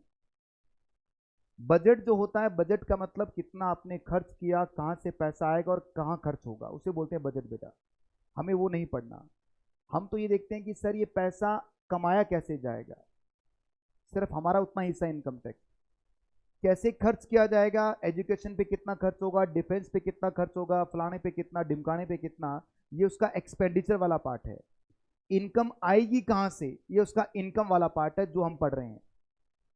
तो बजट को अगर हम देखें तो बजट का टोटल मीनिंग क्या है, इनकम और एक्सपेंडिचर, उसे बोलते हैं बजट। बट उसके अंदर जो पार्ट है इनकम का वो हमारे काम का है, वो कहां लिखा है, एनुअल फाइनेंस एक्ट। अब एनुअल फाइनेंस एक्ट जो होता है उसके भी अलग अलग पार्ट बने हुए हैं।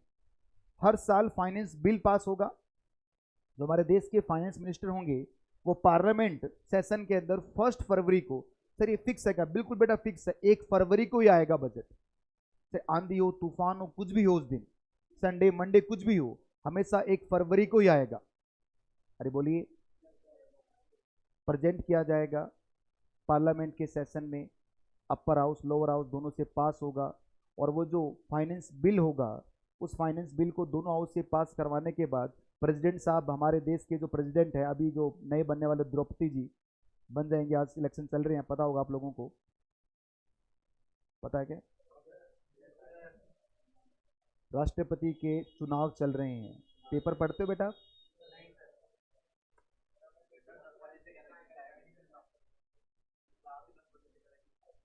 बेटा आज ही तो हुई है वो, आज ही तो हुई 10 बजे से। एक बात बता दो आपको, वैसे मुझे मोटिवेट करना नहीं आता, मेरे साथ सबसे बड़ी प्रॉब्लम है, बच्चे बोलते हैं सर मोटिवेट करो पढ़ाई के लिए, बेटा पढ़ाओगे तो पास होगे अदरवाइज फेल है, इतना ही मोटिवेशन है। फिर भी देखिए बच्चों, समय सबके पास उतना ही है जितना आपके पास है, आप उस समय को कैसे यूज करते हैं।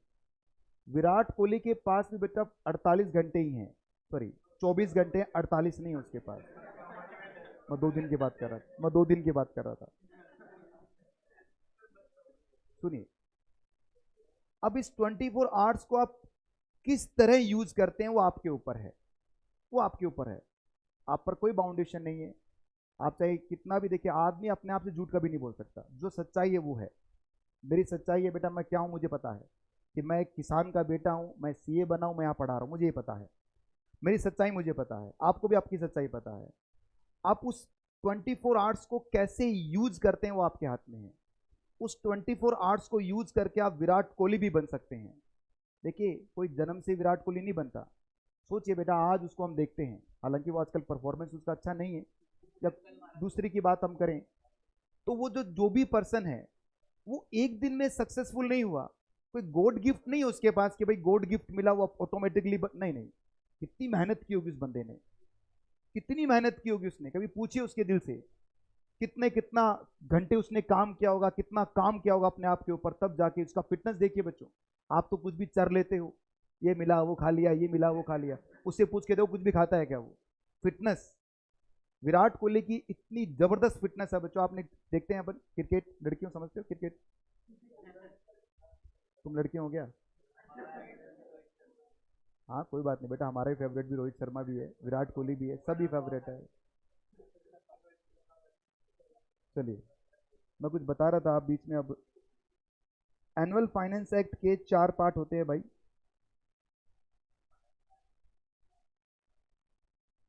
पहला पार्ट, फिर पार्ट 2 होगा इसका, फिर पार्ट 3 होगा और फिर पार्ट 4 होगा। पार्ट 1 में क्या लिखा गया है? Tax rate. जितने भी टैक्स रेट हैं इंडिविजुअल के, एचयूएफ के, एओपी, बीओआई, कंपनी, फलाना डिमकाना, सबके पार्ट 1 में क्या है? टैक्स रेट लिखे गए हैं। पार्ट 2 में जो लिखा गया वो है टीडीएस के rate other than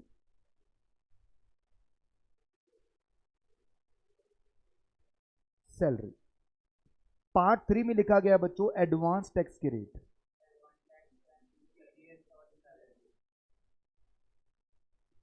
plus TDS on salary.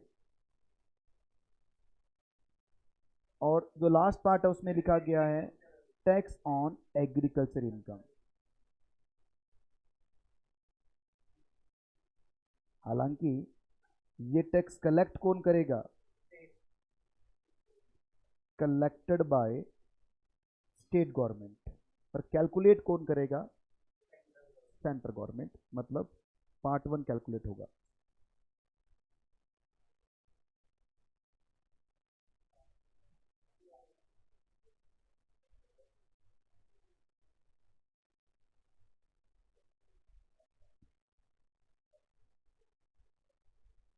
Sir ये एडवांस टैक्स क्या होता है? टीडीएस क्या होता है सर? एग्रीकल्चर इनकम पे टैक्स कैसे निकलेगा? सब चीजें आगे आएंगी। एडवांस टैक्स भी पढ़ेंगे, सिलेबस में है, भारी भरकम तरीके से दे रखा है। टीडीएस भी सिलेबस में है, चैप्टर नंबर 9 में भारी भरकम तरीके से दे रखा है। सब आगे पढ़ेंगे बच्चे। तो अब नहीं बताओगे? नहीं बेटा, अभी मुझे नहीं आता ये, जब वक्त आएगा तब बात करेंगे अपन। देखिए, जब मैं इनकम टैक्स में खूब सारी बातें आपको बताऊंगा, कुछ ऐसे पॉइंट्स आपको नजर आएंगे जिसमें आपकी पूछने की आपकी क्यूरियोसिटी रहेगी, सर इसका मतलब बता दीजिए। फिर मैं नहीं बताऊंगा, क्योंकि अगर मैं पहले बता दूंगा तो पूरा जो कंसेप्ट है वो आपका खराब हो जाएगा। जो जिस समय बताना होगा तब बताऊंगा बेटा।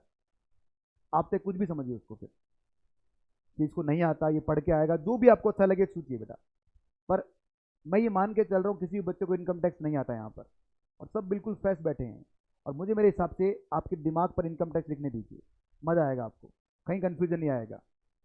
प्रॉब्लम क्या होता है, कुछ बहुत सारे पॉइंट हमारे सामने आएंगे, बच्चा मैसेज करता ऑनलाइन में, या फिर आप पूछोगे सर इसका मतलब क्या, इसका मतलब क्या, हमारी क्वेरीज का जवाब दो। नहीं बेटा, आप खुद परेशान हो जाओगे उसके अंदर। मैंने आपको पहले भी एक एग्जांपल दिया था, मैं फिर देता हूँ कि मान लो कि पर्सन बीमार हो गया, उसको बोला गया कि 30 दिन तक ये 3 दिन में टैबलेट लेनी है, 30 दिन तक ये 3-3 टैबलेट रोज लेनी है तुझे, तब जाके तू ठीक होगा। तो इसका मतलब क्या वो एक साथ पूरी टैबलेट खा लेगा ठीक हो जाएगा क्या? नहीं सर, एक साथ नहीं पढ़ सकते आप। आपको इनकम टैक्स ग्रेजुअली ग्रेजुअली समझ में आएगा, धीरे धीरे समझ में आएगा कि हाँ ये चीजें ऐसे होती है। एक दिन में आप एक्सपर्ट नहीं बन सकते, मैं भी नहीं बना, आप भी नहीं बन सकते। ठीक है बच्चों, तो ये 4 पार्ट है हमारे एनुअल फाइनेंस एक्ट के, और इन 4 पार्ट में सबसे पहला पार्ट जो टैक्स रेट था, जो मैं आपको पढ़ा चुका हूँ, टैक्स रेट सारे बता चुका हूँ आपको कि कौन सा टैक्स रेट कहाँ पर है, वो एनुअल फाइनेंस एक्ट में है। इसको ही हम बोलते हैं बेटा जनरल टैक्स रेट। जो जनरल रेट था आपका वो यही होता है आपका इनकम टैक्स का जनरल रेट। ठीक है भाई, लिख लिया सबने? तो पढ़ते हैं, देखो। Every year the finance minister of government of India introduce finance bill parliament budget session. When finance bill pass by the both house of parliament, दो हाउस है बेटा, एक अपर हाउस एक लोअर हाउस, एसेंट किसकी मिलेगी? President की। It become the finance act. Amendment are made every year to the income tax act. कि income tax act 1961 में अगर आपको कुछ चेंज करना है, अमेंडमेंट करना है, तो आप किसके थ्रू करते हैं? फाइनेंस एक्ट के थ्रू करते हैं, इनकम टैक्स एक्ट। अच्छा सर, इसका मतलब क्या हो गया कि जो फाइनेंस एक्ट होता है ना बच्चों, ये जाके इनकम टैक्स एक्ट में जाके मर्ज हो जाता है। 1961 से लेकर आज तक कितने सारे फाइनेंस एक्ट इसमें जाके मर्ज होते जा रहे हैं। आई बात समझ में क्या? कि जो पुराना था, पुराना हट जाएगा और क्या आ जाएगा उसकी जगह नया, और जो ऐड हुआ वो आ जाएगा। इसलिए इनकम टैक्स क्या है, हर बार इतने सारे फाइनेंस एक्ट चेंज करता रहता है। ठीक है, और फाइनेंस एक्ट के कितने पार्ट हैं? 4 पार्ट है भाई, 3 पार्ट क्यों है? अभी तो लिखवा के हैं, गजनी हो क्या? 1 2 3 4 पढ़िए अपने आप।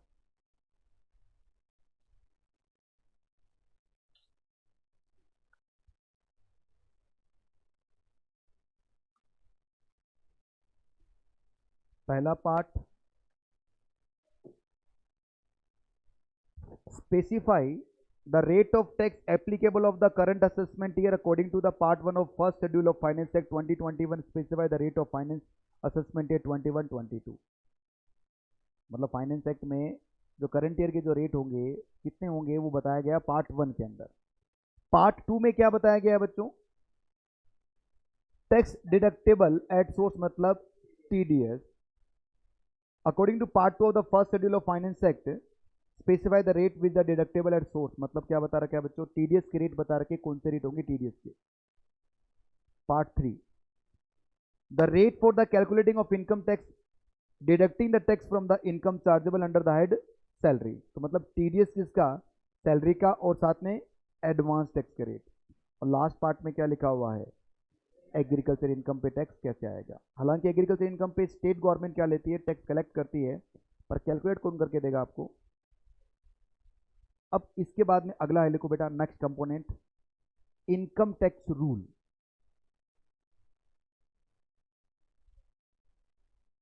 इनकम टैक्स रूल ये हमारा थर्ड कंपोनेंट है इनकम टैक्स लॉ का। इनकम टैक्स रूल, जैसे इनकम टैक्स एक्ट होता है बच्चों, वैसे इनकम टैक्स के रूल्स भी होते हैं। जितना इंपॉर्टेंट आपके इनकम टैक्स के सेक्शंस होंगे उतने इंपॉर्टेंट रूल्स भी होंगे।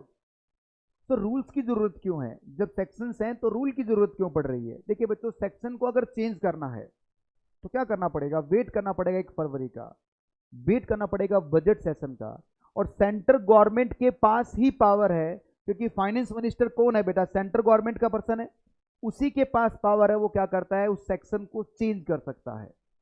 पर बाई चांस अगर कुछ बीच में चेंज करना पड़ जाए, आज अभी जुलाई का महीना चल रहा है, कुछ ऐसा सर्कमस्टांसेज है जिसके अंदर आपको इनकम टैक्स में कुछ चेंज करना है, कुछ नया लेके आना है, तो क्या आप वेट करोगे क्या 1 फरवरी तक का, नहीं कर सकते। और आप सेक्शन को तो आप चेंज नहीं कर सकते क्योंकि कॉन्स्टिट्यूशन इसकी पावर नहीं दे रहा आपको, इसीलिए इनकम टैक्स रूल बनाए गए।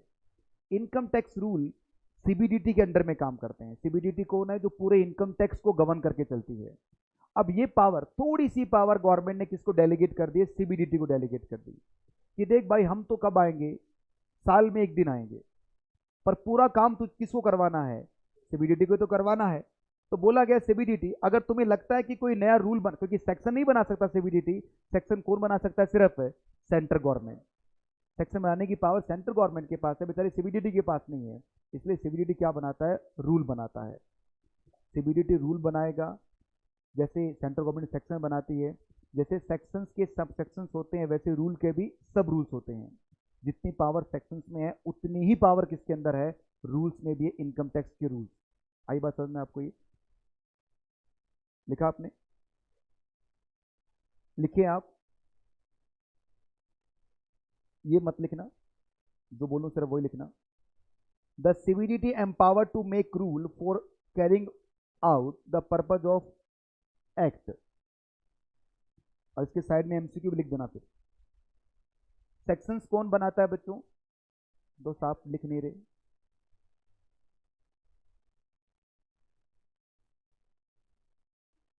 कोई बात नहीं। अब कुछ बच्चों के दिमाग में चल रहा है यार ये सब्जेक्ट थ्योरेटिकल है प्रैक्टिकल है, क्या है ये, कब से बोले बोले जा रहा है, चुप ही नहीं हो रहा। रूल सेक्शन, बस यही चैप्टर बेटा थोड़ा सा थ्योरेटिकल है, तो बेसिक बता रहा हूँ आपको इनकम टैक्स का।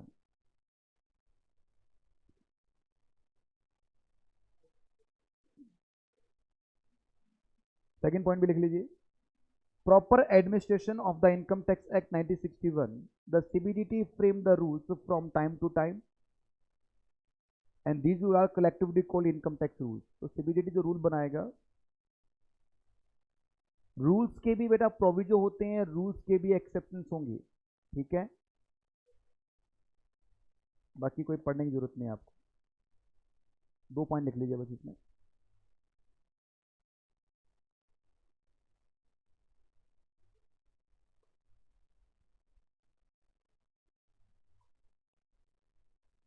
हाँ जी लिख लिए सबने, चलो कोई बात नहीं, आराम से लिखो भाई।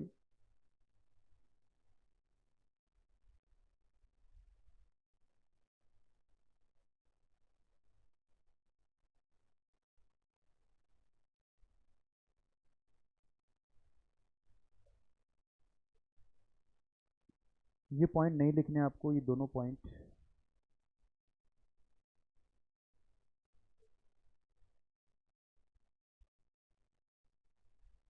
बस ये 2 पॉइंट लिखने हैं।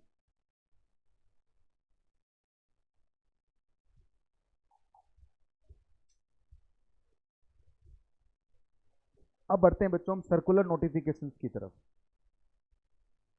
देखिए, एक होता है सर्कुलर, एक होता है नोटिफिकेशन।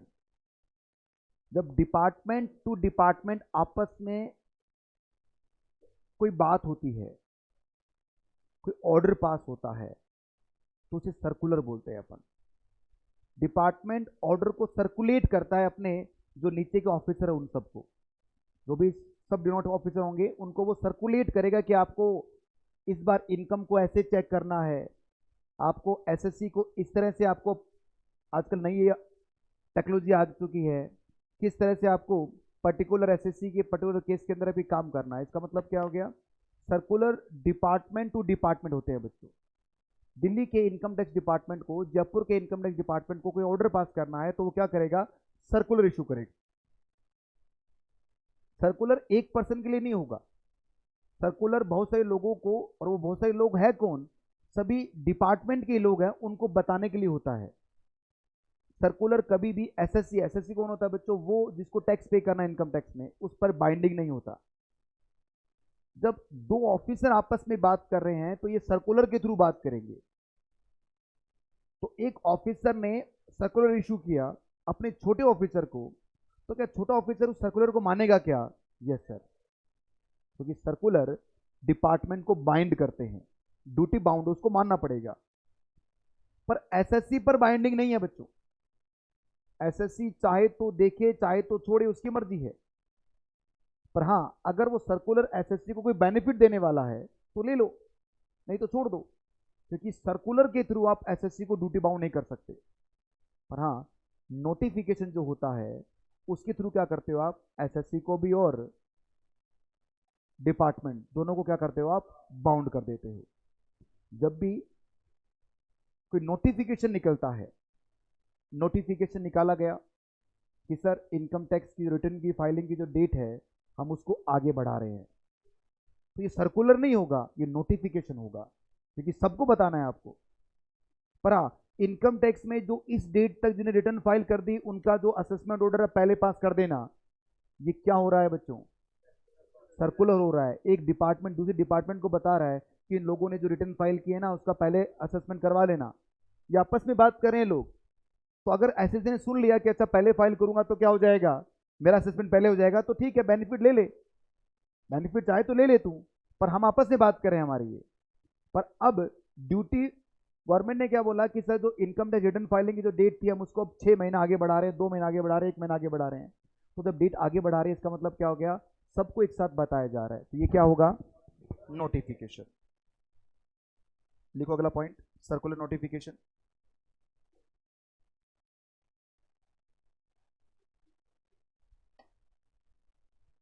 और इस तरह से एक टेबल बनाएंगे फिर आप,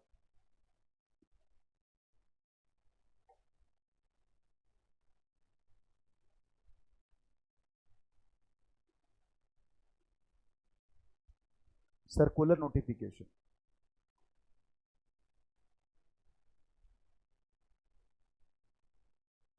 सर्कुलर इशू करता है बच्चों CBDT, issued by CBDT.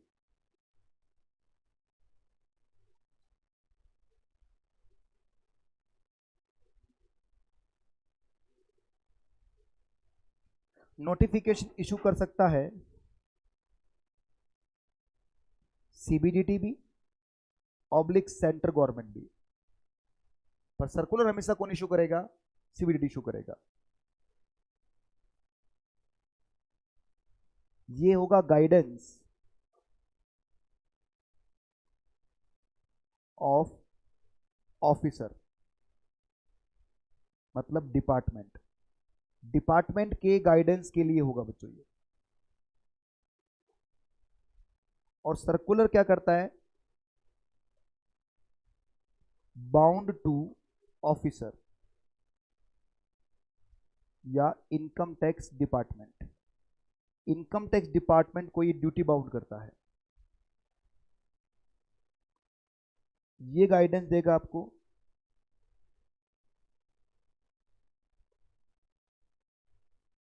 Including SSC,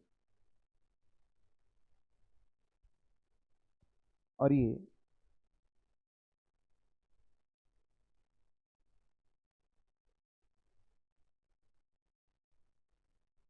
including SSC. फिर इसको ऊपर करो, ऊपर नहीं होगा भाई ये पहले बता दूं, क्योंकि ये मैंने किस पर लिखा है, स्क्रीन पे लिख दिया मैंने गलती से, तो ये ऊपर नहीं होगा, बस आपको ही अपनी गर्दन को ऊपर करना है।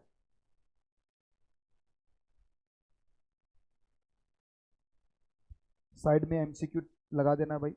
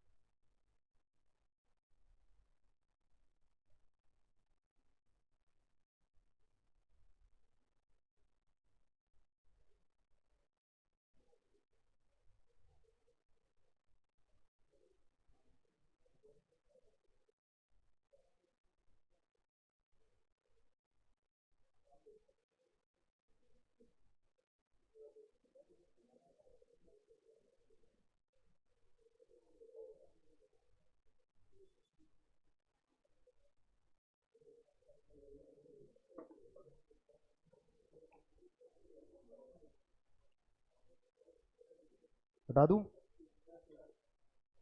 बातें बंद करो भाई। The department bound by any circular, while the such circular are not binding on the SSC, they take advantage of beneficial circular notification issued by the central government to give effect of the provision of this act. CBDT also empowered to make and amend the rule for the purpose of the any act issued by notification. मतलब जो notification होता है वो CBDT और department central government दोनों issue कर सकती है, और ये बाइंडिंग किस पर होगा, डिपार्टमेंट पर भी। और ठीक है, अब पढ़ते हैं हम केस लो, जो इसका लास्ट पार्ट है। देखो केस लो बिल्कुल लास्ट है बेटा, लास्ट कंपोनेंट है केस लो। अब ये केस लो क्या होता है, देखिए बच्चों, इनकम टैक्स आप हर एक बात को प्रेडिक्ट नहीं कर सकते, कुछ एक्सेप्शनल सर्कमस्टांसेस तो आएंगे आएंगे। सोचिए जब इनकम टैक्स बनाया जा रहा था तो सभी, मैं आपको एग्जांपल देता हूं, थोड़ा समझिए इस एग्जांपल को। जैसे मान लो हम पढ़ रहे हैं बिजनेस एंड प्रोफेशन, ठीक है, बिजनेस एंड प्रोफेशन में आपने कितना इनकम कमाया, उस इनकम पर आपको इनकम टैक्स देना पड़ेगा, और P&L के थ्रू आप अपने इनकम को बताते हैं, और P&L में आप यहां पर एक्सपेंडिचर्स को डेबिट करते हैं और यहां पर इनकम को क्रेडिट करते हैं, और इनका जो डिफरेंस होता है वो क्या होता है बच्चों, आपका नेट प्रॉफिट होता है, और इसी पर क्या देना है आपको, टैक्स पे करना है। यही तो होता है ना। अब यहां पर आपने बहुत सारे एक्सपेंडिचर्स को लिखा, इसमें से एक एक्सपेंडिचर है बच्चों, ये वाला एक्सपेंडिचर जिस पे लिखा हुआ है जूम को पेमेंट किया, मान लो ये एमसीसी का ही है, जूम को पेमेंट किया है। जूम का मतलब है जूम एप्लीकेशन जो चल रही है, जो बच्चे घर पे बैठ के मुझे सुन रहे हैं अभी, ये जूम एप्लीकेशन के थ्रू हो रहा है बच्चों। सर जूम की एप्लीकेशन तो फ्री है बेटा, आप लोगों के लिए फ्री, हमारे लिए फ्री नहीं है, हम इसका पेमेंट करते हैं तभी इसका हमें वर्जन मिलता है, हम इसका रिकॉर्डिंग कर सकते हैं, इसमें बहुत सारे फीचर्स हमारे पास और हैं, हम रिकरिंग क्लास लगा सकते हैं, कितनी मर्जी लंबी क्लास हम ले सकते हैं। नॉर्मली वो 45 या 40 मिनट की होती है, पर हमारे यहाँ पर कोई लिमिट नहीं है बच्चों, हम चाहे तो उसको 24/7 365 डे चला सकते हैं, कोई रुकने की वाली बात नहीं, क्योंकि हमारे पास इसका प्रीमियम वर्जन है। तो इसका हमने पेमेंट किया जूम का। सोचिए बेटा जूम का पेमेंट 1961 के अंदर इनकम टैक्स बना, तो क्या इस एक्सपेंडिचर को उस समय सोचा गया था क्या कि ऐसे कुछ ऐसे होगा? लोगों को कोविड आएगा, सबको घरों में बंद करेंगे, बाहर निकलोगे सोटा पड़ेंगे, टीचर भी घर में बंद, स्टूडेंट भी घर में बंद, और फिर घर से पढ़ाओ। और वो दौर भी अपने आप में अलग था बच्चों। ऑनलाइन क्लासें वहीं से स्टार्ट हुई थी। सबसे पहले वो घर पे जो भी फैसिलिटी थी उसके थ्रू हमने पढ़ाना स्टार्ट किया। जैसा भी बच्चों का कोर्स भी करवाना था, पता नहीं हमें इतनी जल्दी क्यों हो रही थी कोर्स करवाने की। इंस्टीट्यूट में तो पेपर लेने का मूड भी नहीं था, फिर भी कोर्स तो करवाना ही पड़ेगा ना स्टूडेंट का। तो वो टाइम था, वो सबने जिया, हमने देखा है। तो ये हमें नहीं पता अभी, फ्यूचर में कभी भी हो सकता है, क्या पता आगे कौन सा खर्चा आ जाए नया। तो अब इनकम टैक्स ऑफिसर क्या करता है, इस एक्सपेंडिचर को उठा के डिसअलाउड करता है। कहता साहब ये खर्चा आपने जो 10 लाख का यहाँ रिकॉर्ड किया है ना, ये गलत है। गलत का मतलब क्या हुआ बच्चों? गलत का मतलब हो गया जो आपने अपना ये एक्सपेंडिचर माइनस करने के बाद तो नेट प्रॉफिट निकाला है, तो इसका मतलब आपका नेट प्रॉफिट 10 लाख से बढ़ जाएगा। और अगर आप एमसीसी प्राइवेट लिमिटेड है, इसका मतलब 30% का टैक्स लगेगा, तो इस पर 3 लाख रुपए टैक्स आपको एक्स्ट्रा देना पड़ेगा। प्लस क्या देना पड़ेगा बच्चों? सरचार्ज भी है और प्लस आपका सेस भी है, अगर आप क्राइटेरिया में आ रहे हैं तो मोटा मोटी 3 लाख रुपए आपको एक्स्ट्रा डिमांड निकाल दी किसने? ऑफिसर ने, कि लाओ भाई एमसीसी वालों 3 लाख रुपए दो, आपने खर्चा गलत डेबिट कर रखा है।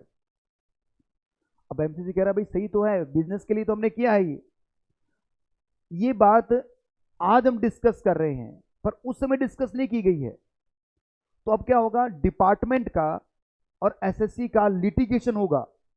बहुत सारी पॉइंट पे जाकर दोनों क्या करेंगे? लिटिगेशन करेंगे, क्योंकि बहुत जगह पर क्लैरिटी नहीं मिलेगी इनकम टैक्स के अंदर। ऐसी सारी बातें नहीं लिख सकते आप। क्या हर एक चीज लिख पाओगे क्या आप इनकम टैक्स में? नहीं लिख पाओगे आप। तो कुछ चीजें क्या करनी पड़ती है बच्चों? लिटिगेशन में आती हैं। क्या सभी एक्सपेंडिचर के नाम लिख दोगे क्या आप?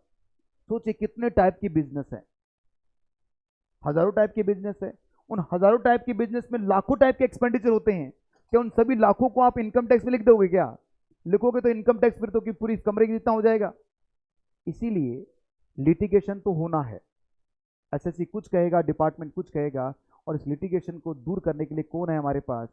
कोर्ट्स है। सबसे पहले सुप्रीम कोर्ट में जाओ। नहीं ऐसे नहीं जाते बेटा, डायरेक्ट नहीं पहुंच जाते आप। सबसे पहले आपका जो ये जो असेसमेंट हुआ है, जो जांच पड़ताल की गई है आपके अकाउंट्स की, प्लीज बातें मत करो यार, ये देखो एक बार, कौन जांच पड़ताल करता है सर? हम जब रिटर्न फाइल करते हैं तो हमारे रिटर्न को कौन चेक करता है? सीबीडीटी चेक करता है। अरे ये तो फाइल करता नालायक, डिपार्टमेंट की बात हो रही है। डिपार्टमेंट में जैसी रिटर्न हम फाइल करेंगे तो रिटर्न जाती है सीधी सबके पास, जिसको हम बोलते हैं असेसिंग ऑफिसर, जो आपका असेसमेंट करेगा, जांच पड़ताल करेगा। तो ये असेसिंग ऑफिसर कौन होता है? सबसे नीचे कौन है बच्चों? आईटीओ। उसके ऊपर कौन है? एसीडीसी। और उसके ऊपर कौन है? इन तीनों को बोलते हैं हम असेसिंग ऑफिसर, एओ। इन तीनों में से कोई भी हो सकता है, कोई भी हो सकता है। हाँ बच्चों, हर आदमी का चेहरा देखकर, मतलब उसकी इनकम को देखकर उसका एओ सेट होता है। मान लो मेरी इनकम को जांच पड़ताल किया जा रहा है तो आईटीयू कर देगा, क्योंकि मेरी इनकम इतनी नहीं है। पर मान लो एक ऐसा पर्सन, शाहरुख खान, उसकी इनकम को चेक किया जा रहा है तो आईटीयू नहीं करेगा। फिर क्या चाहिए आपको? मुकेश अंबानी साहब। इसके ऊपर के जो लोग हैं बच्चों, वो कभी भी रिटर्न चेक नहीं करते। वो ऑफिसर क्लास है, वो कभी भी पब्लिक से मीटिंग नहीं होती उनकी, वो लो एडमिनिस्ट्रेटिव में काम करते हैं। आई बात समझ में? आपका मान लीजिए घर में पानी नहीं आ रहा, नल खराब है, मोहल्ले का जो नल है वो टूटा पड़ा है, सीधा कलेक्टर के ऑफिस में घुस जाओगे क्या? अरे कलेक्टर साहब मेरे घर में पानी नहीं आया, ये लो, चलो देख के आओ। बहुत बढ़िया बेटा, बहुत आगे तक जाओगे आप। कलेक्टर ऑफिस के बाहर भाटे मारेंगे। बहुत बढ़िया। कहाँ से हो बेटा आप?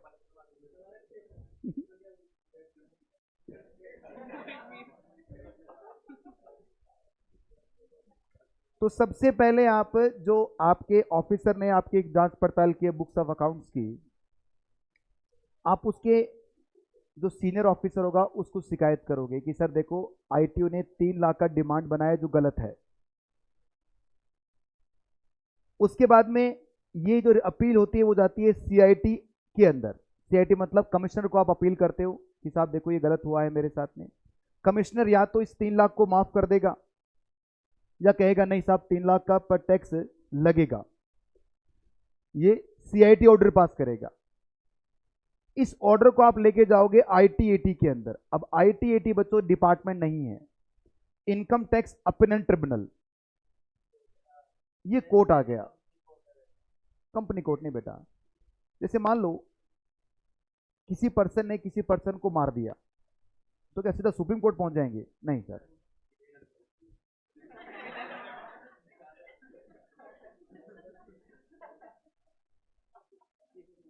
छोड़ो उसको।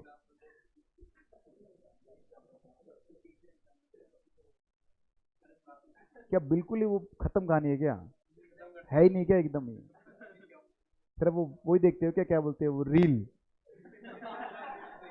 पूरा दिन रील चलती रहती है, कच्चा बादाम कच्चा बादाम। मुझे इतना नफरत है उन बच्चों से जो ये ऐसा टाइम पास करते हैं। इससे बढ़िया भाई सो जा, नींद ले ले, तेरे पास टाइम थोड़ी खराब करने के लिए। जो समय आपके पास इसको ऐसे रील देख के खराब करोगे, झुकेगा नहीं। अरे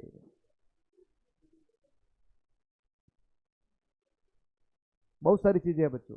आपको क्या लगता है जब आप सीए बन जाएंगे तो इंटरव्यू आपसे इनकम टैक्स से क्वेश्चन पूछेगा? ये लगता है आपको? अरे उसको तो आईसीआई ने आपको सर्टिफाई किया है कि इसको आता है। डिग्री तभी तो मिलेगी जब आएगा, ऐसे थोड़ी मिल जाएगी।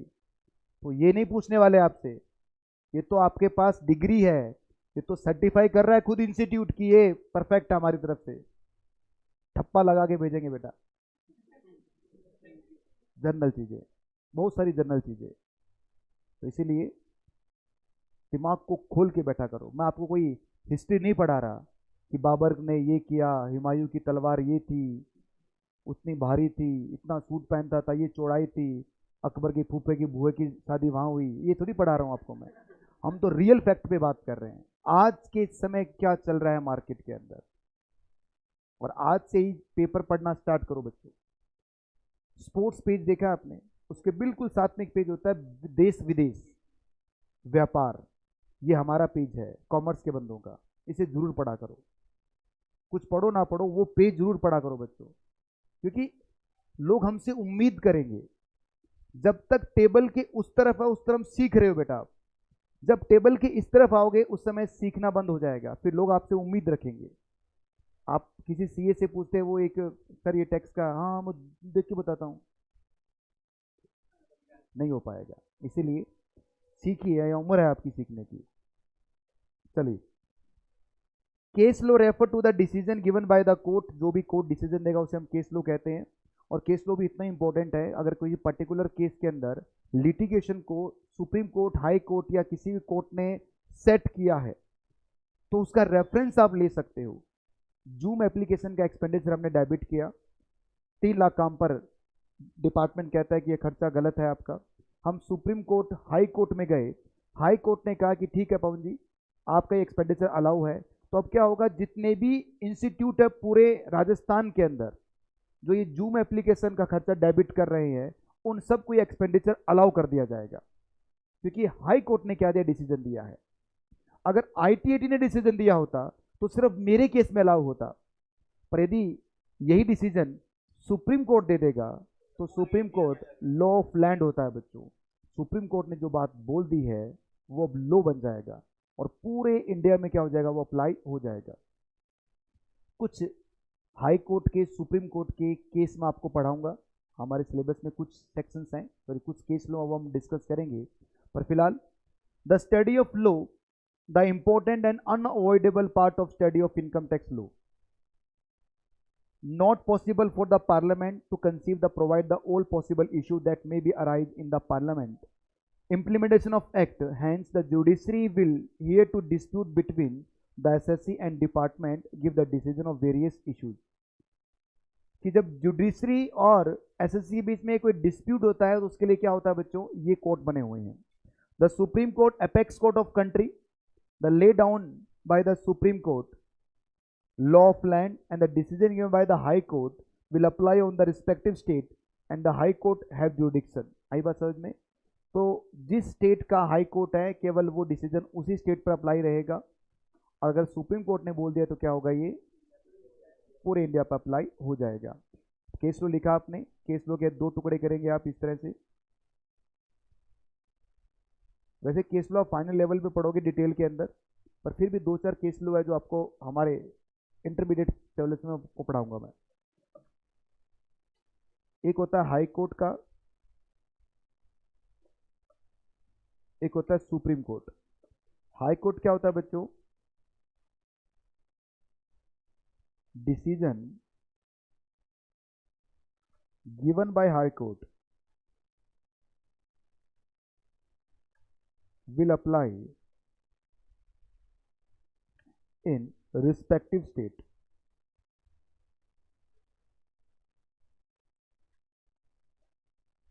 Decision given by High Court will apply in respective state। और दूसरा क्या है, supreme court, decision given by supreme court will apply whole India।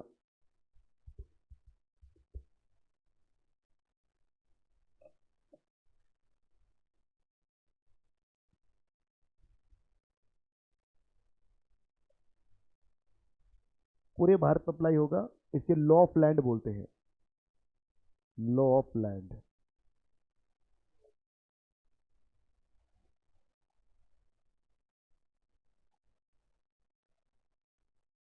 लिख लिया बच्चों आप लोगों ने?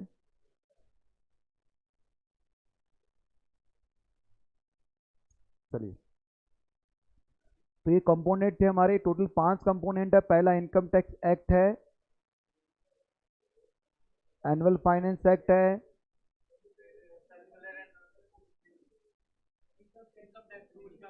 फिर सर्कुलर नोटरी और फिर केस लो। ये 5 चीजों से मिलकर क्या बनता है आपका इनकम टैक्स लो बनता है। ठीक है, फिर उसके बाद में लिखा हुआ बच्चों लेवी ऑफ टैक्स। क्या करूं, नहीं लिखा वो?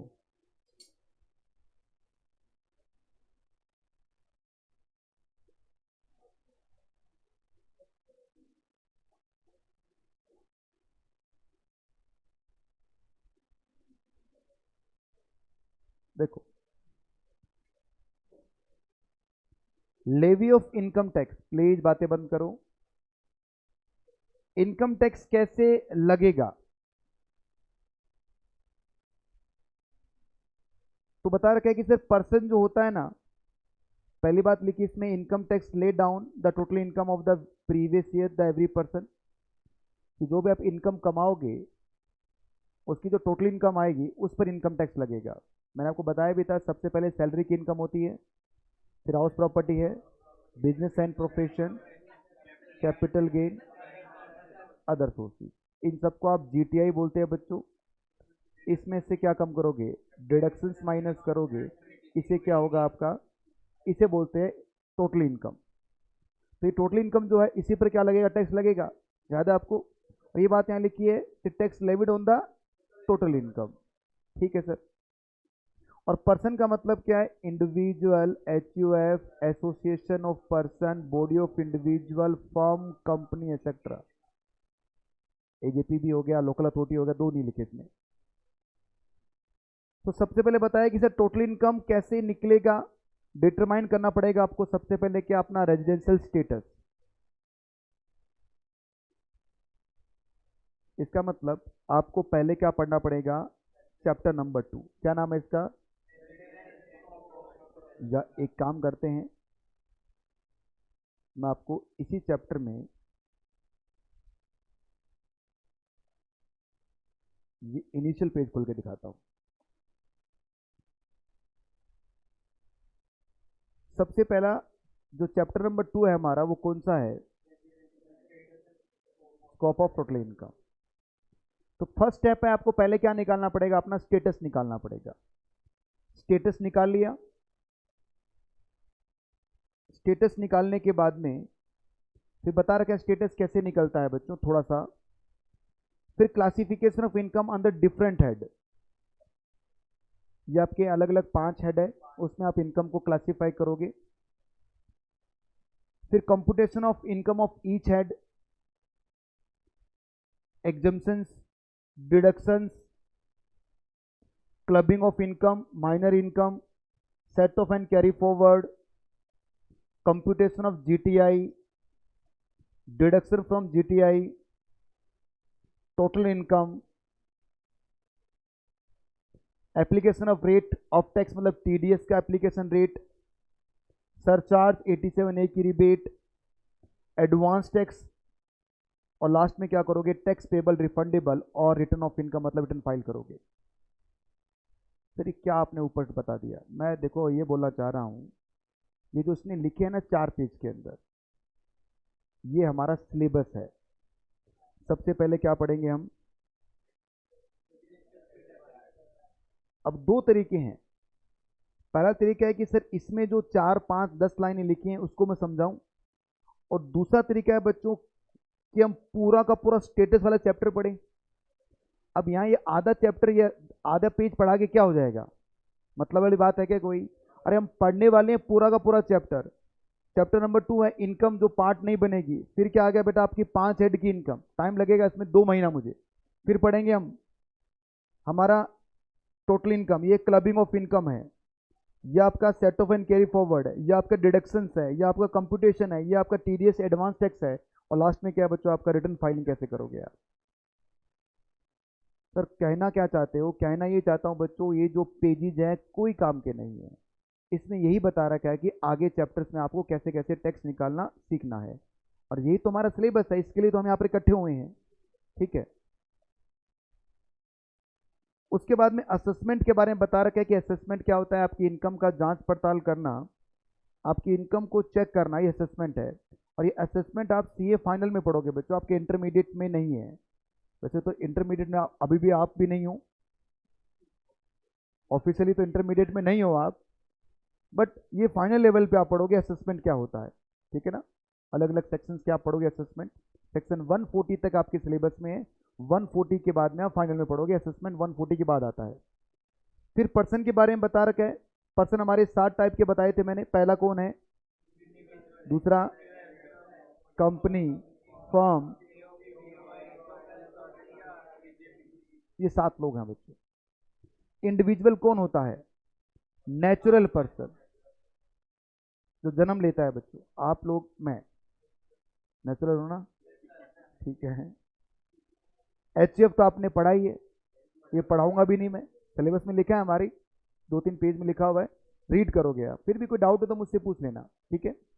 कंपनी पढ़ा ना आपने, और वैसे भी पूरा का पूरा 100 नंबर का आएगा भाई कंपनी। फर्म आपने पढ़ी हुई है आपके फाउंडेशन के अंदर।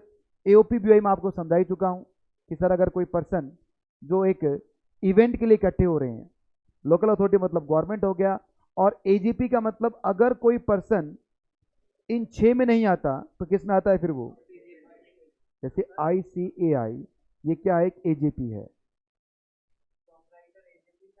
इंडिविजुअल में आएगा बेटा, प्रोप्राइटर इंडिविजुअल है। ठीक है,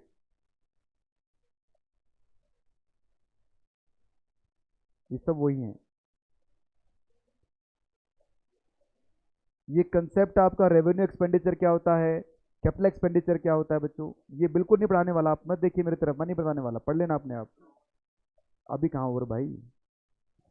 फिर इंडिया को डिफाइन कर रखा है। चलिए हम कल इस चैप्टर को खत्म करेंगे बच्चों, और कल इसका नया वाला हिस्सा आप प्रिंट आउट निकालने हैं। मैं बता दूं जो बच्चे 7 वाले हैं, निकाल लोगे तो अच्छा होगा, नहीं निकालोगे तो कोई बात नहीं, आपकी मर्जी है भाई। कहाँ से करना है बच्चों, आप वेबसाइट पे लिखोगे, आप जैसे आप गूगल यूज करते हैं, तो गूगल में आप आएंगे बच्चों, गूगल में आपको यहां पर लिखना है BOS। शाहरुख खान कहां से आ गया, ICAI, फिर वहाँ पर आप इंटरमीडिएट में जाएंगे, इंटरमीडिएट पेपर नंबर 4 है आपका, फिर स्टडी मटेरियल, फिर ये वाला, फिर ये आएगा आपका, और इसमें चैप्टर नंबर 2 ये रहा। इसको आप डाउनलोड कर लेंगे और डाउनलोड करने के बाद में इसका प्रिंट आउट लेके आना आपको। आप चाहो तो एक पेज पर एक ले आओ, मतलब चाहो तो दो दो ले आओ, क्योंकि इसको रीड करना बस यहाँ से हमें, ठीक है। और इसके अलावा नोट्स भी मैं आपको कल बताऊंगा कहाँ से आपको डाउनलोड करने हैं, और नोट्स भी आपको दिखा दूंगा, ठीक है। तो चलो आज के लिए अपनी क्लास को ये रोकेंगे हम, और कल इस चैप्टर को हम खत्म करेंगे और नया चैप्टर भी स्टार्ट होगा। तो आज के लिए इतना ही। जो बच्चे लेट ज्वाइन कर रहे हैं उनको बोल दूँ पुराने वाले वीडियो जरूर देख लेना आप एक बार, ठीक है। बाय बच्चों।